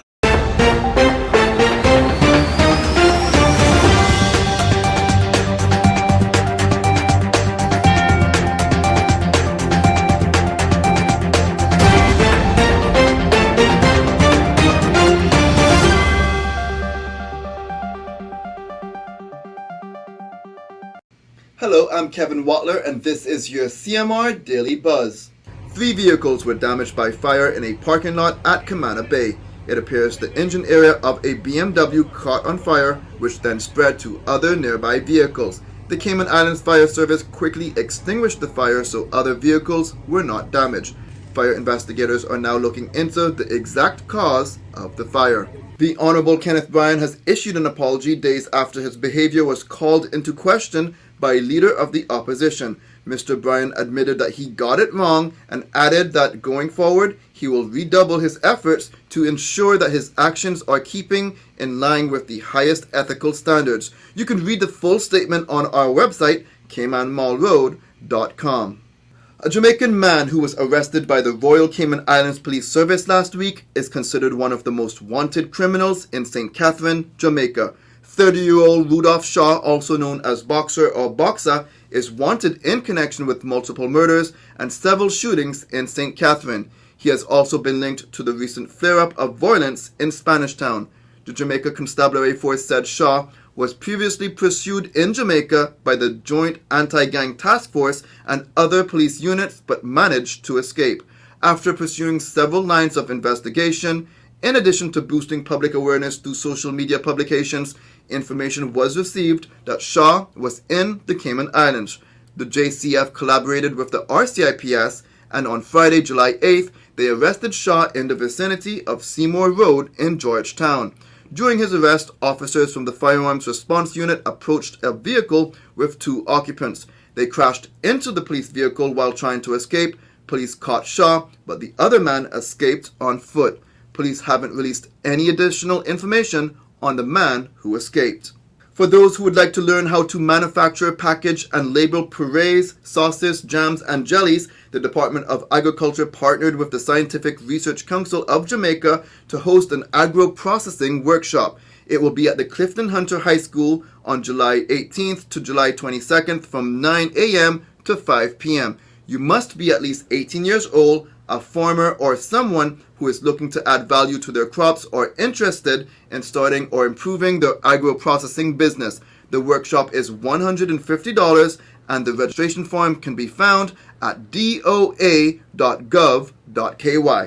The Cayman Islands radar is almost fully operational again. Experts are on island carrying out repairs to get it back up and running. The weather radar went offline on October 21st last year due to issues with the backup generator, damage to the dome resulting from Tropical Storm Grace, and a failed radar part. The backup generator was repaired in May, and work to fix the radar and seal the dome is in progress.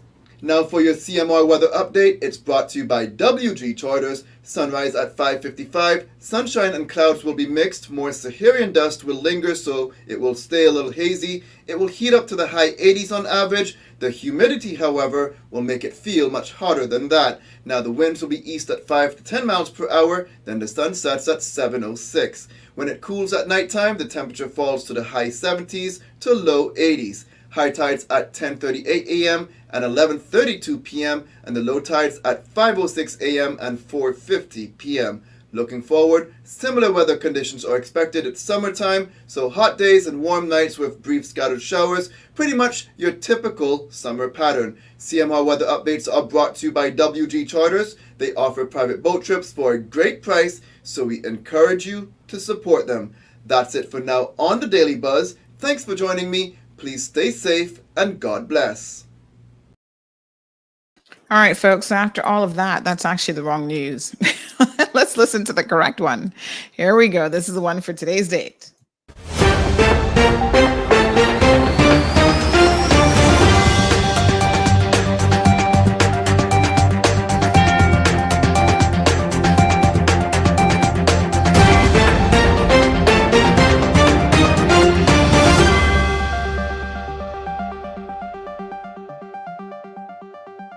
Hello, I'm Kevin Watler, and this is your CMR Daily Buzz. Firefighters and the Department of Environmental Health staff worked together to extinguish a fire at the landfill on Sunday. The crews continue to dampen and monitor the area as a precaution. There were numerous vehicle crashes over the weekend. So far, police have not issued any details on them. One of the more serious-looking accidents occurred in the Spots Dock area on Sunday. That crash caused traffic to be diverted through Spots, Newlands, and Poindexter roads, while CUC replaced a utility pole that broke from the crash. CMR was told by eyewitnesses that the driver of the vehicle was 30-year-old Wayne Belafonte Jr., who kicked out the windscreen following the crash and fled from the scene. A vehicle rolled over on its hood following a crash near the Church of God Bordentown Guardhouse Hill. No details have been released by police at this time, but according to the Mall Road, the crash happened following a police chase and drugs may have been involved. No word if anyone was injured. Unrest at the Cuban Detention Center. Cuban nationals being held at the Cuban Detention Center became irate and tried to break out on Friday. They were unsuccessful, but the fence had to be repaired. CMR's Sandy Hill was on scene and brings us this highlight. What we've been told was that the Cubans that are being housed at the facility here were trying to come out of the facility. And so I think this might be Public Works. I'm not sure exactly who this company is. But they had to come and reinforce the fence because they were trying to make a break for it, I guess. Everybody's wondering, why can we not send these individuals back to Cuba a lot sooner than this? I mean, the United States of America seems to be able to put them on a boat and repatriate them a lot quicker, but our process seems to be very laborious. Customs and Border Control issued a statement that read, "A tense situation has developed with migrants held at the Customs Camp Border Control Detention Center, and necessary repairs have been made to the perimeter fence for both migrants and security officers' well-being." CBC continues to work with their partner agencies, including the Royal Cayman Islands Police Service and Her Majesty's Cayman Islands Prison Service, to manage the situation and maintain security. The owner of a stolen earring and ring set is offering a $1,000 reward to have the jewelry returned to them. The jewelry was stolen from a home in West Bay on July 9th and are highly sentimental. Whoever returns the jewelry can opt for no interaction, no discussion, and no questions. You are asked to WhatsApp 936-5775 to organize its return. A man who sued Dolphin Discovery for injuries he sustained on their property in 2017 has been awarded US $500,000 in interim payment to cover medical and legal expenses as he awaits a final payment. According to court documents, 39-year-old John McDowell was walking along an external walkway beside the exterior wall adjoining the seashore at Dolphin Discovery attraction when he stopped and bent down to observe fish in rock pools. He stood up, he leaned towards the wall to get his balance, but before his hand could make contact with the wall, an uncut piece of rusty reinforcing ball jutting out of the wall broke through the right lens of his sunglasses and penetrated his right eye. This resulted in him falling to the ground, causing further damage to his head, ear, and nose. McDowell claimed that the injuries suffered were a result of negligence on part of Dolphin Discovery and that he is entitled to general and special damages. Governor Martin Roper has announced that a team from the UK Department of Transport is currently conducting an assessment of international ship and port security measures at Cayman Islands ports. Mr. Roper said the assessment focuses on the Georgetown port, with the team also visiting Spots and Cayman Brac to conduct assessments. In a statement, the governor added, "Under the Constitution, I have responsibility for internal security of the Cayman Islands, and as such, I'm grateful to the UK Department of Transport for traveling out here to support us on maritime security." Another example of the UK-Cayman partnership in action. On Wednesday, July 20th, there will be a community meeting for Newlands and Savannah. In attendance will be the National Roads Authority, Royal Cayman Islands Police Service, and Hazard Management. The meeting will begin on Wednesday at 7 p.m. at the Savannah United Church Hall. All are invited to attend. 19-year-old Aaron Jarvis made history for the Cayman Islands in making the cut in the 150th Open at the Old Course St. Andrew. Jarvis is the first golfer from the Cayman Islands to complete in the Open and qualified following a memorable triumph in the 2022 Latin America Amateur Championship at Casa de Campo. Following a challenging first round, Jarvis, playing alongside major winners Sergio Garcia and Stuart Chink, carded a brilliant 3-under par second round to make the cut and sit on even par for the championship. One of the 4 amateur golfers to make the cut this year, Jarvis remains in contention to win the silver medal. The Cayman Islands shocked defending champs Mexico 15-7 in the Rugby Americas North Tournament in their opening match on Thursday. Following their win against Mexico, Cayman slipped to a tie against Bermuda 7-7. Bermuda returned to defeat Cayman to win Pool B. Cayman was second and Mexico third. The Cayman Islands National Weather Service confirms the Kearney Gomez Doppler radar has been restored to full working order following repairs conducted by a visiting expert from Germany. While the radar is fixed, the leaking dome is still an issue. There are plans to have that fixed in August. With the radar back online, anyone can view real-time images of weather around the Cayman Islands. Now for your CMR weather update is brought to you by WG Charters. The sunrise was at 5:57 this morning. Some early morning showers are possible, but by this afternoon, it will be mainly sunny. It will heat up to the high 80s on average. The humidity, however, will make it feel much hotter than that. Winds east at 10 to 20 miles per hour, and the sun sets at 7:06. When it cools tonight, the temperature falls to the low 80s. High tides at 1:06 a.m. and 2 p.m. and low tides at 7:52 a.m. and 8:04 p.m. Looking forward, similar weather conditions are expected. It's summertime, so hot days and warm nights with scattered showers possible. Pretty much your typical summer pattern. CMR weather updates are brought to you by WG Charters. They offer private boat trips for a great price, so we encourage you to support them. That's it for now on the Daily Buzz. Thanks for joining me. Please stay safe and God bless. All right, big shout out there, folks, to Kevin Watler bringing us our daily news and weather updates so that we know exactly what is happening in the community. Now, you guys have been waiting all morning for this, and I'm excited. Good morning, Maxi Priest in the house. Good morning. How you doing? I'm good. How are you?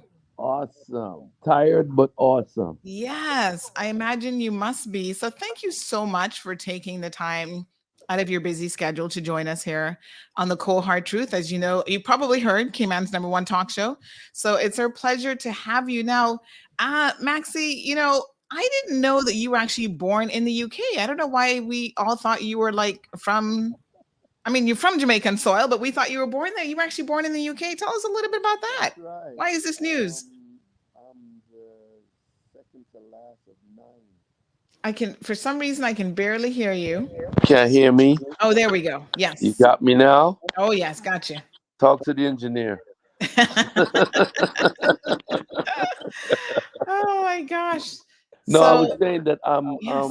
from a family of 9 brothers and sisters. I'm the second to last of 9. 5 of us was born in Jamaica. The family was born in Jamaica. Mhm. Hey, dog. I'm talking on radio, okay? The dog wants to get in on it. It's all good. Put it down. Let them stay there. They're good.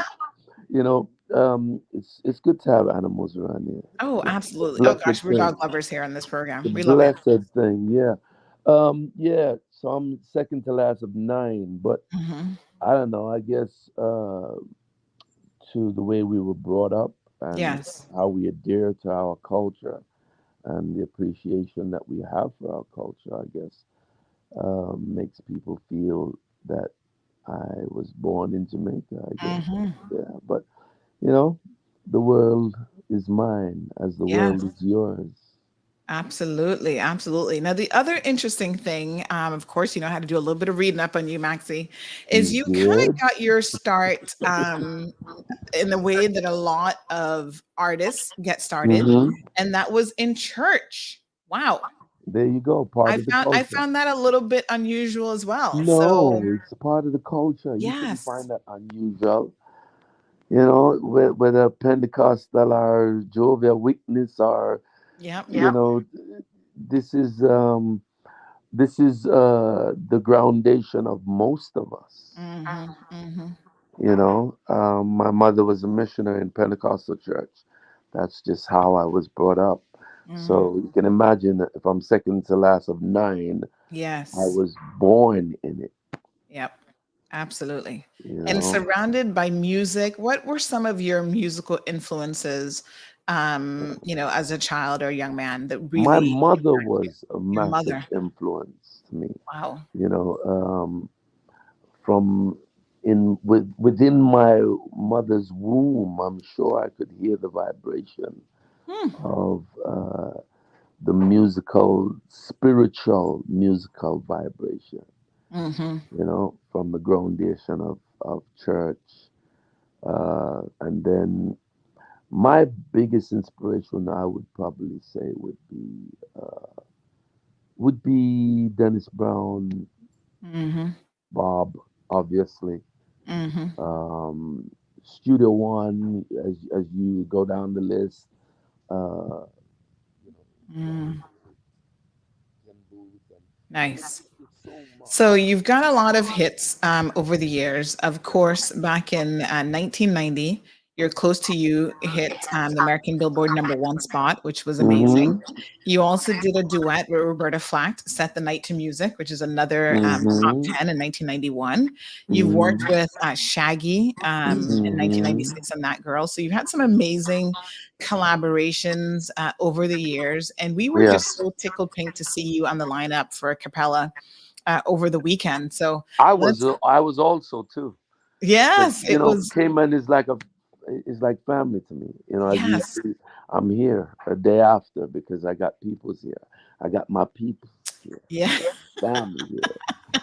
You know, wonderful, big up Andrea wonderful. Priest and Molly. You know, Yes, yes, beautiful. So when you come to Cayman, how many times have you visited Cayman now? a few times, A few a few times. Okay, times, a few times. Well, you know, nice. some people were talking to me at the show about the first time I came here Mm-hmm. because when I first came here, I was the first Russ to be allowed entry into Really? the island.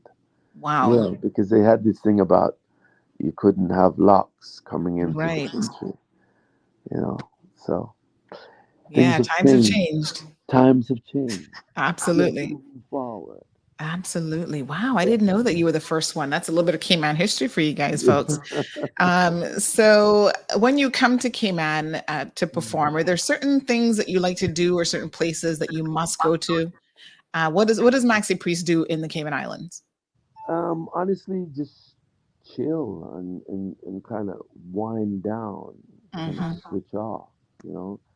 Uh, just, you know, around my family, I just feel at Hmm. ease and give me my space, and you know, they don't, Yeah. you know what I mean. Yes, absolutely. Well, we got a couple commenters. Let's read some of the comments. Miss Brenda says, I love Maxi Priest, especially his Oh, song Say a Prayer for the World.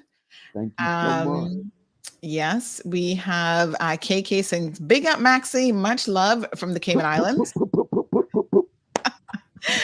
Andrew Priest says, Hail the Most High.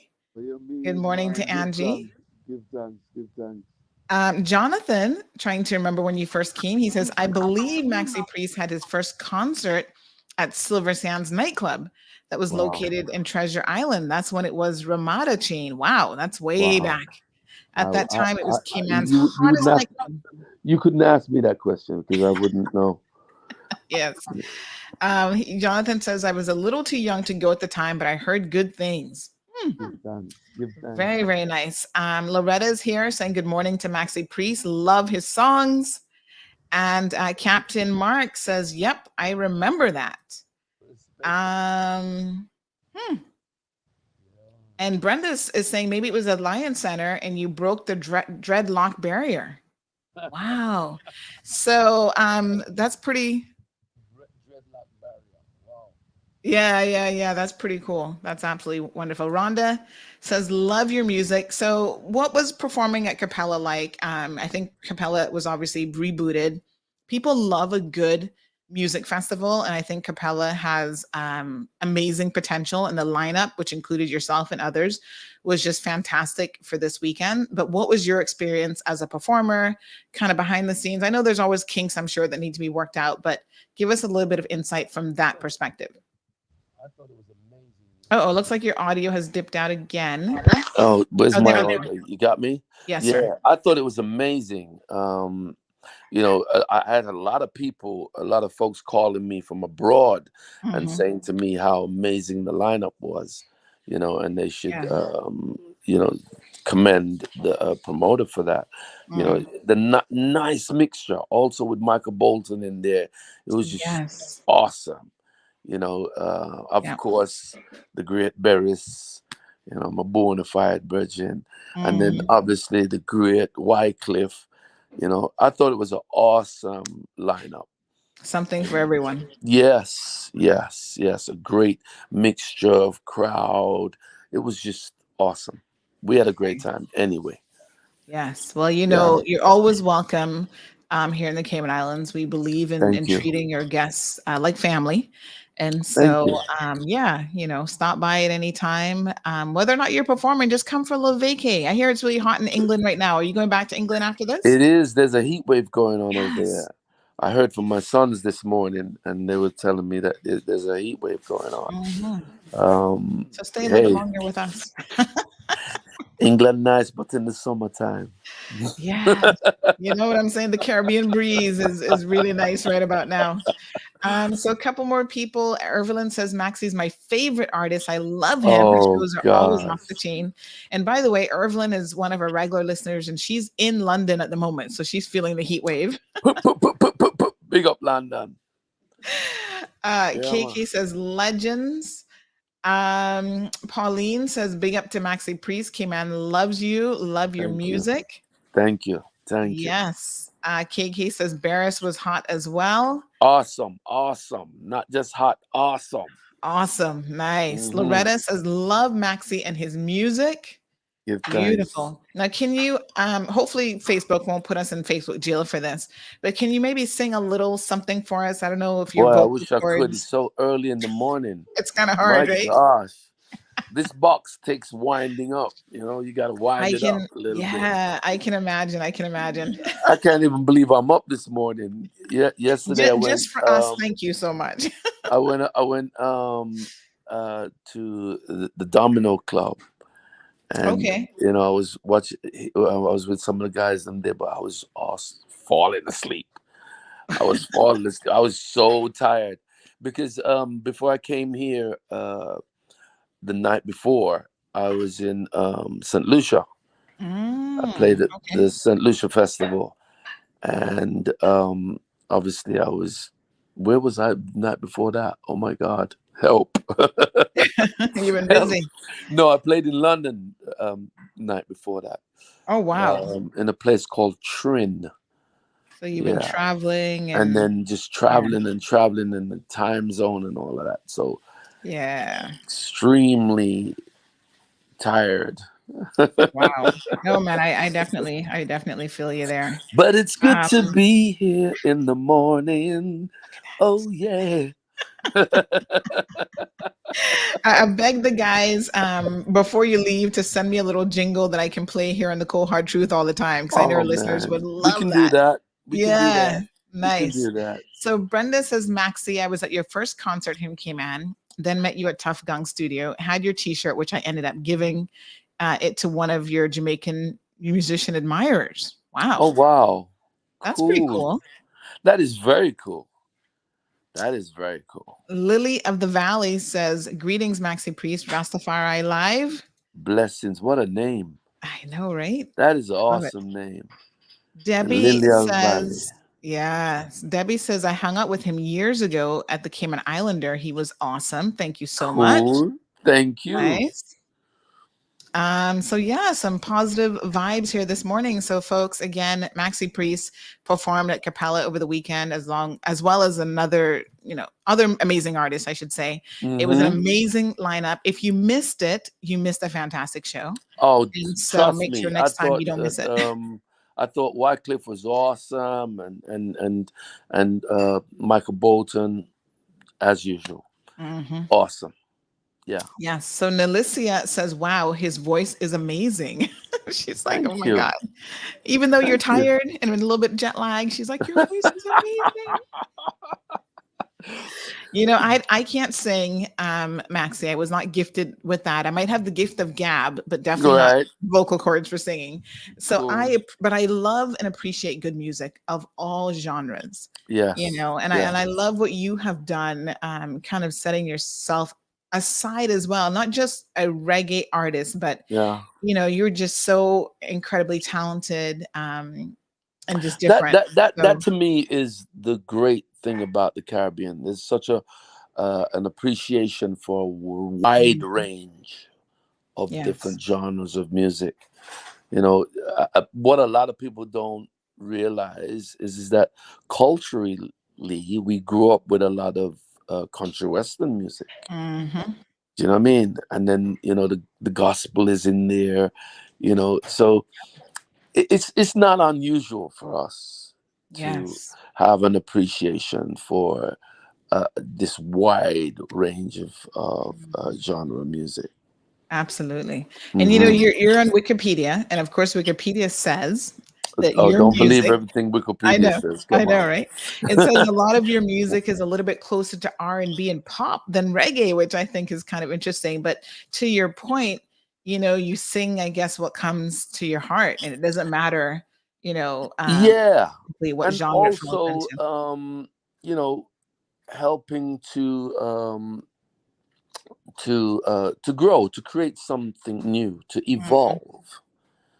You mhm. know, to evolve. We can't stay the same place. Yes, New absolutely. generations, as new generations come, things have to change. We have to evolve, and we got to Yes. be. We also got to be open to that Mm, that's from right. the new generation. You know what I'm Yes, saying?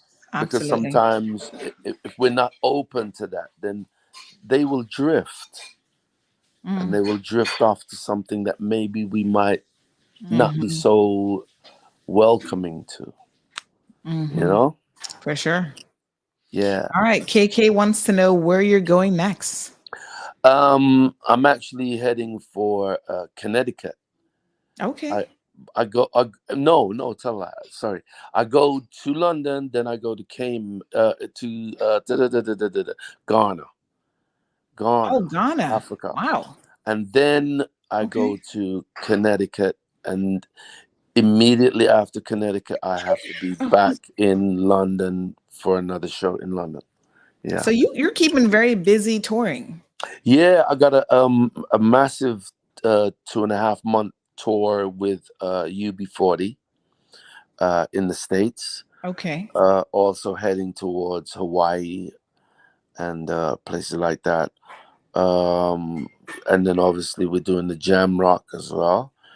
Hmm. Um, yeah, off the top of my head, that's what I Yes, can you're remember. busy. Yeah, but So it's a blessing, because yes, after absolutely. being down, after being on this lockdown thing for Oh so my God. long, Yes. it's like it's like all of these shows to me now is like a freedom. Hmm. Hmm. It's almost like a freedom tour. You know, Hmm.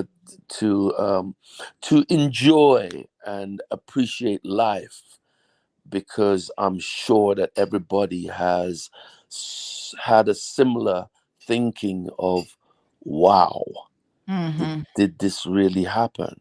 Exactly. For real. And a kind of sense of appreciation for life, Hmm. you know, and try very much to somewhat enjoy every moment. It's very Absolutely. precious. Yeah. Yeah. So Hmm. Jonathan says he made a few girlfriends, on your music. I'm not quite sure how that worked out for him in the long run, but all right, Jonathan. All right, Tammy, Jonathan. Yeah, don't mention Jonathan's last name, whatever you do. I know. Tammy says that she saw you yesterday at the Kimpton Pool Bar, and you're just a cool dude. Oh, She loves you. cool. Thank you so I much. know, right? A lot of people showing the love this morning. Corrine says, "Morning, Maxi. I have a picture of Maxi Morning. and his son from a few years back at the Cayman Turtle Center." Blessed Um, morning. yes. Thank you. Any new Yes. music on the horizon is what Anthony wants Yeah, to know. yeah. At the moment I'm working on a gospel album. Okay. Nice. dedicated to my mother, Oh, nice. for her solid inspiration Mhm. and spiritual vibration. Um, and in the meantime, I've got a few singles dropping. I also have an Afrobeat track dropping very soon. Nice. Um, boy, if I could just say, boy, I'm blessed, Yes. and give thanks for it, and thank you guys for the support, because at the end of the day, without your support, it's it's a very difficult road. Mm-hmm. Yeah. Minister Kenneth Bryan in the house. He said he made the people happy. We needed that. And I do have a picture which I'll pull up here in a bit with two ministers you were hanging out with this weekend. Hold on one Yeah. second. Let me just see if I can pull this up now. There you go. All Look at that right. shot. Nice. Minister J.E. Banks and Minister of Tourism and Big up, big Transport. up, big up, big up, big up. Kenneth Bryan. So thank you, Kenneth, for sharing that with our viewers this morning. Yeah, man. Debbie says just a little bit longer, baby. My favorite song. 24/7. Melita is wondering if you had a chance to get into the water and take a little dip in the beautiful Caribbean Sea. I haven't, but Okay. I'm sure that sound is out there now. Yes. Yeah. Beautiful. So we'll Miss make it Lorraine happen. sending some morning greetings. Listen, you don't have to dip your whole body, even just your toes and just sit. Listen, put the feet in and just sit on the sand and just enjoy the beauty of it all. Only you Trust me. can have my body. Yes, you see? I feel like I always have these little things in my soundboard. So hold on now. Let me pull up something.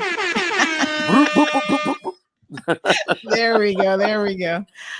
So lots of people sending some love. Let me just remind our listeners on Radio Bobo 89.1 FM. Maybe somebody wants to call in quickly and say hi to Maxi. Show him some love. I know that you guys are listening and you're enjoying this interview. Maxi Priest, That's cool. folks. Yeah, our first musical celebrity on the program. Hey, you can't top that. For real? Yes, we just got started in March on radio. The podcast had been going on social media for minutes. So yeah, Congratulations. This is gonna go down Thank you so much. Yeah, this will go down in the history books for me for sure. So I really appreciate the love and support this morning, and everybody's sending you so much positivity. But 936 Bobo is the phone number in case anybody wants to do a quick shout out to Maxi Priest this morning. 61 years old. Now, Maxi, I got to tell you, man, you're looking good for 61. Fine line. I'm what? You're 61. Who told you that? Who told you that? I know, right? You don't look a day past 35. Why, God is good enough. God is good. God is good. Yes, trust me. Very, very nice. God is good. Yeah, absolutely. So Melissa is having a good laugh at that. She thought that was funny. So listen, you're welcome anytime in the program. Keep us updated on what you're doing, where you're at. As you can see, it's super easy to join in. Sky says DJ Sandy in the house. Big up. Woo!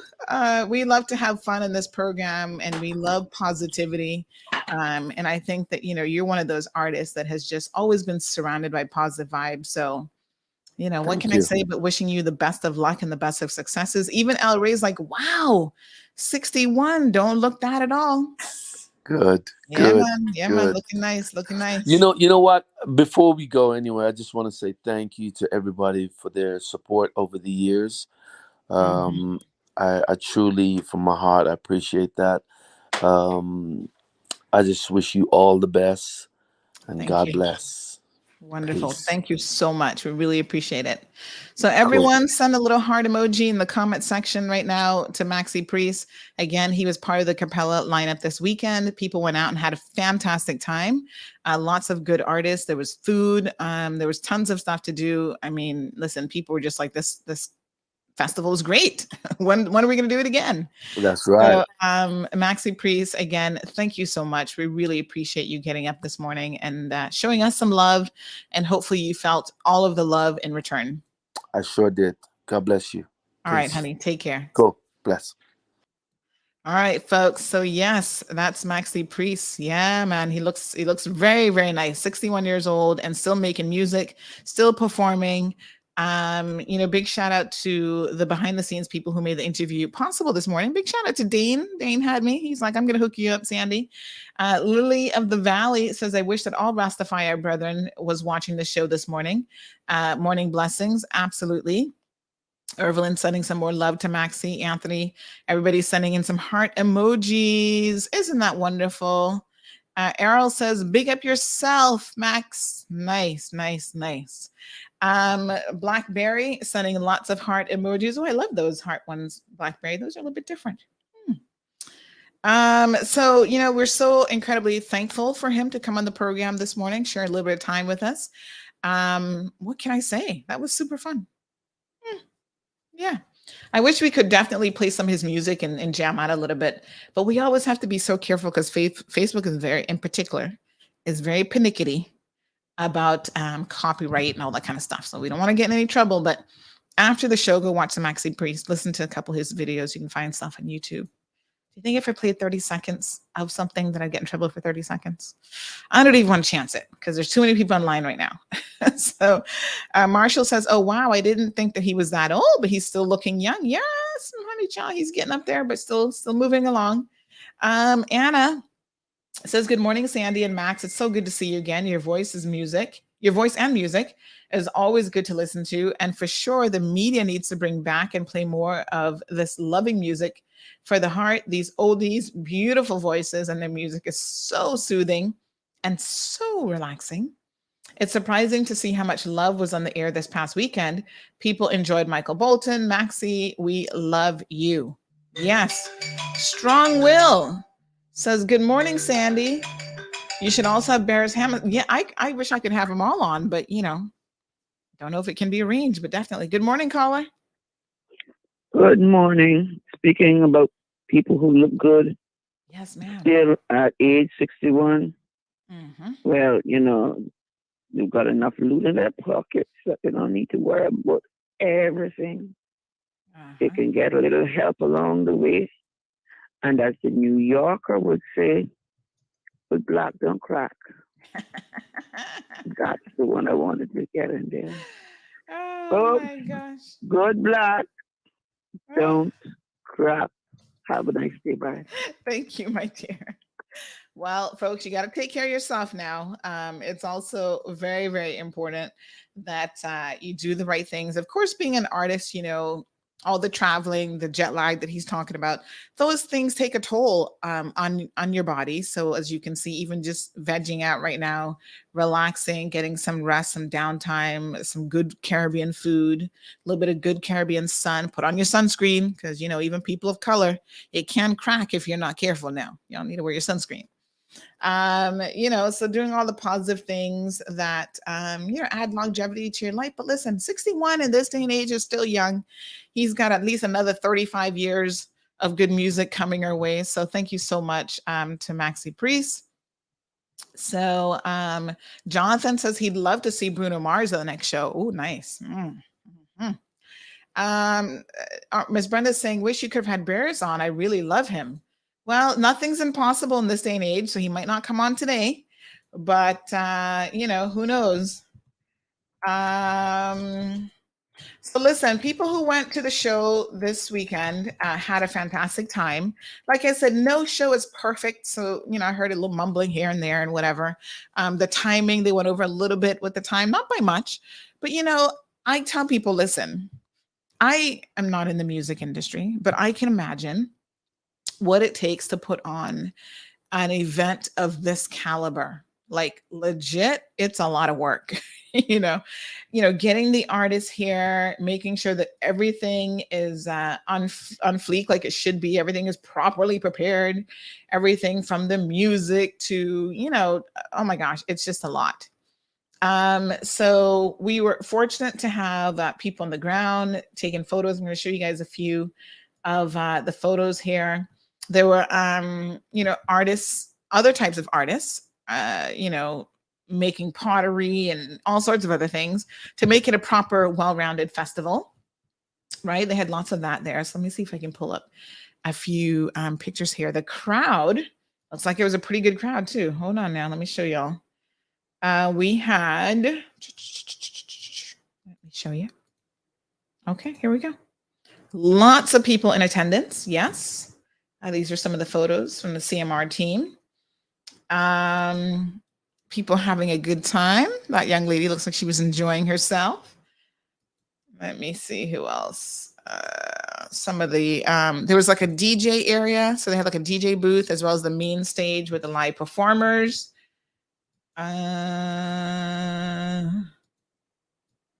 Yes, there's Maxi on stage. It was really good. There's Dane, says Club. What does his shirt say? Club de Damien. Is that what that is?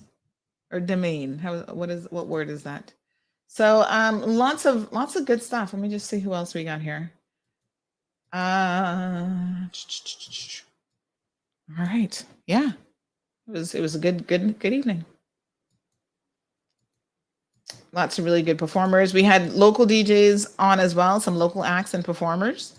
I saw someone had a Cayman flag waving. There you go. Celebrating here in the Cayman Islands. Look at my little friend from, oh gosh, which telecom company? I think he's no longer there, but I think he used to be with one of the telecom companies. So there's him. Look like that's a nice date night, enjoying himself. Nice, beautiful. So congratulations to the, here's Selector Renegade. Renegade was in the house with his little area. I think he did a whole set kind of close, a bit later on in the night as well. So big shout out to Renegade. Yeah, so we got lots of photos actually. Lots and lots of photos that we could go through. And some video clips and stuff as well. But fair to say that people had a fantastic time, and we are all looking forward to Capella 2023 to see what artists they're going to be bringing in. I mean, the lineup was really, really nice, I must say. To get these first-rate artists here in the Cayman Islands was, it took a lot of work, I'm sure of that. Beautiful, beautiful.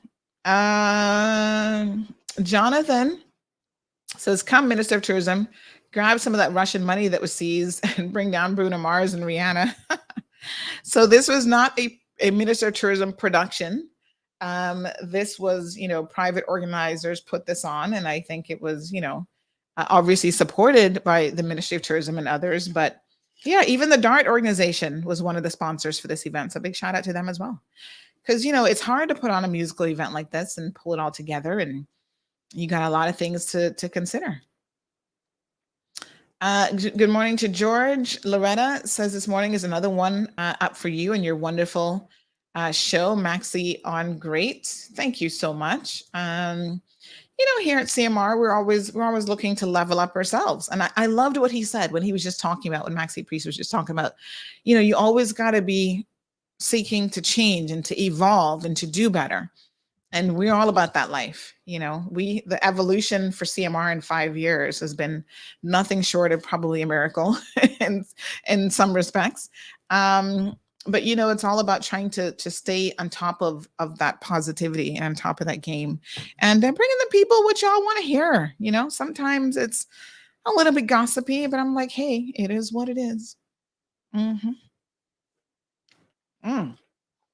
The Zoe says, well, if I must say, Wyclef put on a good show as well. Yes, like I said, they were all excellent performers.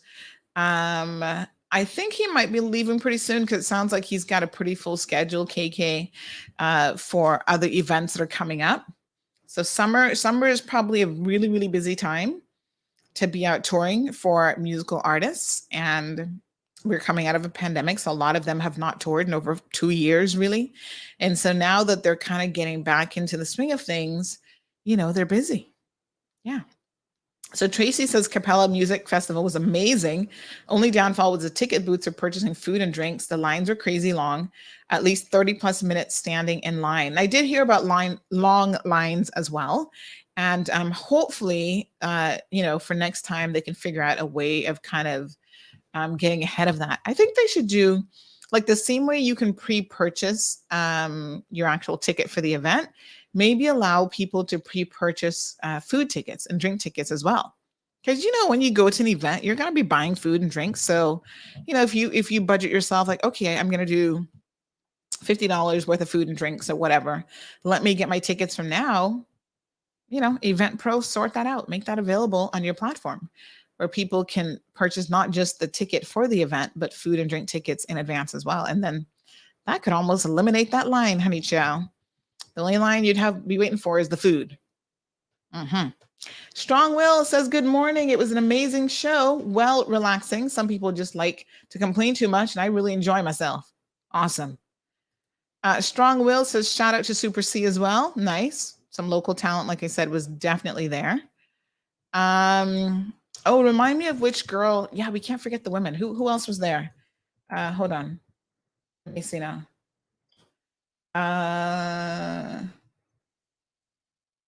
Let me see. Actually, Dane. Where's Dane?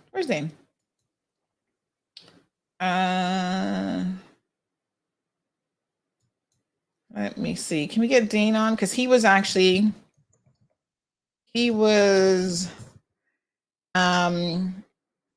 MC, I believe, for the night. So let's see if we can get him on the show. He might be busy at work already. But Charlie XCX. Now, I'm not really familiar with this particular artist, I must admit, because my husband mentioned Charlie as well. And I was like, who the heck is Charlie? So maybe I need to go and look her up because I don't really know much about it. Marshall said people should eat before they go to a show. Then they would get to enjoy the show with a full belly. Yeah, listen. But part of the festival is actually eating at the event as well, Marshall. So, yeah, plus you get hungry. You're there for a couple hours. You're like, yeah, I need something else to eat. Oh, Erica Asai. Yes, that's my Erica is a cousin, I believe. I'm trying to remember now. Yes, cousin. Cousin or niece? No, cousin. Anyway, we family chill. But yes, Erica puts on a really good show. She's got an amazing voice as well. So yeah. All right. So again, folks, that was the Capella Music Festival. We had an amazing lineup. So Charlie XCX. I don't know who Charlie is, but she looks interesting. I gotta go check her out. Michael Bolton, Wyclef Jean, Maxi Priest, Barris Hammond, and other artists, local artists and performers and DJs. Big shout out to all of the partners that made it possible. Cayman Airways, Cayman Bay, all the drink sponsors as well. So very, very good. Nice. And they had a whole schedule. Like I said, they seemed relatively organized. Again, timing is never going to be perfect with these things. Let me see if I can check out. Oh, nice. Yeah, I'm going to check out this Charlie young lady. See what kind of music she does. Oh, Michael Bolton. That voice, right? Amazing. All right. All right. So Dane's going to jump on the link with us. Oh, Lord. Another family member said, child, Erica is your niece. Get it together, Sandy. She's Dave's granddaughter. Okay. Y'all know sometimes I get confused with the family, but there you go. I was trying to remember. I was like, niece or cousin? How does it go again? I am the worst. I got to tell you, I don't even know who my family is. I'm sorry. But at least I knew she was family. That should count for something. Somebody else says that Super C was on point. All right. Dane is in the house. Dane, what's up? How are you doing, man? You good? I'm good. How are you? I'm doing good. Doing good. Good. You working out or what? Where are you? Yeah. You caught me at I made a commitment that I'm gonna start to be a lot more healthier. I don't know how long it's gonna Nice. last. I don't know how long it's gonna last. Yeah, we're feeling that vibe too. We soon start. Soon come. Soon come. So tell us about you were the MC for the Capella Music Festival this weekend.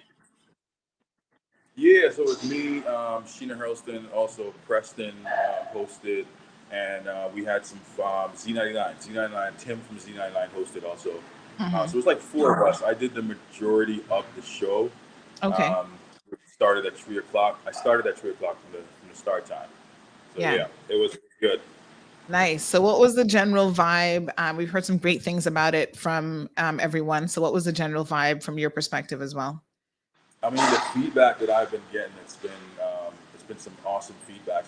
A lot of people have been saying this is something that we needed for a long time. It feels good to be out amongst so many different individuals from so many different races. Like, I think one of the words that I used to explain it to my family when I got home was refreshing, because they weren't able to make it, but it was refreshing because everybody just felt like they were enjoying themselves. There was all walks.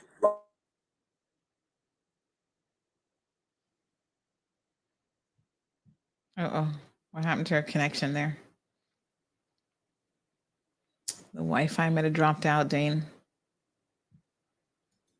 Ooh. There we go. I think you're back now. Yeah. No. Yeah, sorry. Yeah, there you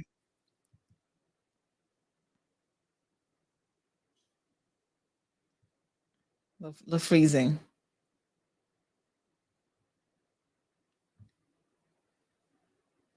You might have to pull you out and refresh you. Oh, there you go. There, right. Okay. Can you hear me? Yep, we got you. Yeah, so it was just refreshing, and every single artist on the stage, I can serve every demographic. Whether you came for Wyclef or Michael Bolton or Barris, doesn't matter who you came. Even Charlie XCX, it served everyone. All walks of life was there. It was phenomenal. You know, I think people were referring to it as Cayman's own Coachella. Nice. Yeah. So yeah. Yeah, and I mean, musical variety is good. You know, I was speaking to Maxi this morning. And I was telling him that I love all genres of music. There's hardly a genre. I mean, I mightn't listen to one particular genre as much as some others, but I love musical variety. And so I think that any concert or musical festival that's going to be successful, they really need to have that balance of bringing in all sorts of different stuff, right? And they had a lot of local supporting acts, which I was really, really pleased about. So I know Selector Renegade was there, Rico Ronaldo, Erica Sai, DJ Dave Kelly, Impulse Band. There's a whole list. There's so many that I know. I'm forgetting Adam Skills, Las Palmas, like everybody was there, you know, Super C, and they were all doing just an amazing job on the local front as well. Yeah. So how proud you must have been to see a lot of the local DJs and performers also doing their thing. I was extremely proud. I mean, one of the things I'm a big I always advocate for is homemade talent. Always, and making sure that they always have the right time slot. I would like to say, because a lot of times we put them on at the beginning of the show and not before the international artist comes out. But there were a few artists that literally came out before the international acts and homemade. They did an amazing job. I mean, Kuya is a new band. Benil killed it. Rico did a phenomenal job. Then you also had the Boss Band. They surprised me, man. They were really good, and these are our very own homemade talents, and they killed it. Wonderful job. Absolutely. So we're looking forward to next year already. People are giving suggestions in terms of artists that they would like to see. So I'm sure that the organizers are listening and paying attention, and they'll have another fantastic lineup. So this is kind of like our first big musical event coming out of the COVID pandemic. So what was it like, Dane, to see like so many people there? You know, whereas anybody wearing a mask? Are people still like, I'm still gonna put on my mask? There were like one or two individuals that were they were keeping it safe. You know how it is. But, social distancing. The majority, I would say 80% of people were not wearing a mask, and that was that was a good feeling. I mean, feel how you want to feel about it, but it was good to be free. To feel free. Feel free. Yeah. And enjoy the music. And it was also an outdoor venue. So, that's good as well. So El Ray has a comment about your fitness journey. He says, Dane, that ain't going to last long. Laughing. Hey, Ray's always Listen, one step at a time. Trust me. One step at a time, Ray. But I'm not going to take that negativity in this morning. Exactly. But Ray's a good friend of mine. He means well when he says that. I know. Listen, I was actually saying at the beginning of the show, I've fallen off the proverbial, exercise, fitness, and wellness bandwagon a while ago, and I'm committed to getting back on here shortly. And instead of going from like saying, oh, one day, say day one. Some day one coming soon. Yeah. So we're gonna be each other's accountability partner, Sandra. So I'm all for it. Yes, because I'm very competitive. I hate to admit it, but my husband tells me all the time. He's like, "Oh, girl, you were so competitive." So if you get me like on a racquetball court or squash or tennis or even pickleball, I was playing pickleball in the yard and getting a good running up and down, just beating people at pickleball. So, all in the name of a little bit of good fun. Well, Dane, thank you so much for taking time out of your busy schedule to just update us on, again, folks, the Capella Music Festival, which was on Saturday, full day of events from 12 to 12. People had a fantastic time. So again, we're looking forward to the next one. And thanks for all you do on the music scene as well. We know that you've got a show over on 91.5 Magic, which, by the way, at the moment is my favorite station. So I always hear you in the afternoon over there because I love their compositive music, how they kind of mix things up, some of the oldies and some of the newer. It's classic stuff. Thank you so much, Sandra. And of course, we love you. We love your show, and we love what you're doing, and making sure that the country's keeping accountable and just keeping everybody up to date. Like, you know how I feel about you already. So thank you for everything you do. I appreciate it. All right, my dear. Have a good one. Have a good one. All right, folks. That's Dane at the gym this morning, getting his workout in. Good for him. Jonathan says he'd like to see Justin Timberlake come. Ooh, Justin. He'd be amazing. He's got a lot of music. And he's actually one of those people that's a good performer. The people who have great music, and then the people who are like performance-wise on top of their game as well. And Jonathan, I must say that Justin falls into both of those categories. Tracy says it was a community coming together together as one after all the COVID lockdown and exactly what K-Man needed. Ms. Brenda says Morgan Heritage, UB40. Yes, nice. El Ray says it's 2022. You got it this time. Beautiful. Anthony says would have to be a 2-day festival. I know. Hey, who knows? It might grow to that. You never know. Sharon, good morning. She says suggestions for next year: Romeo Santos, Alan Jackson. Ooh, Alan Jackson. Caymanians would love that child. A little bit of country. Morgan Heritage, Pitbull. She says loved it. It was awesome. Had a great time. Nice. Damian Marley. Good thing about a music festival is you can have one every year and bring in different people. So we look forward to what they're going to do next year for sure. Some great ideas, some great suggestions. Thank you guys so much for that.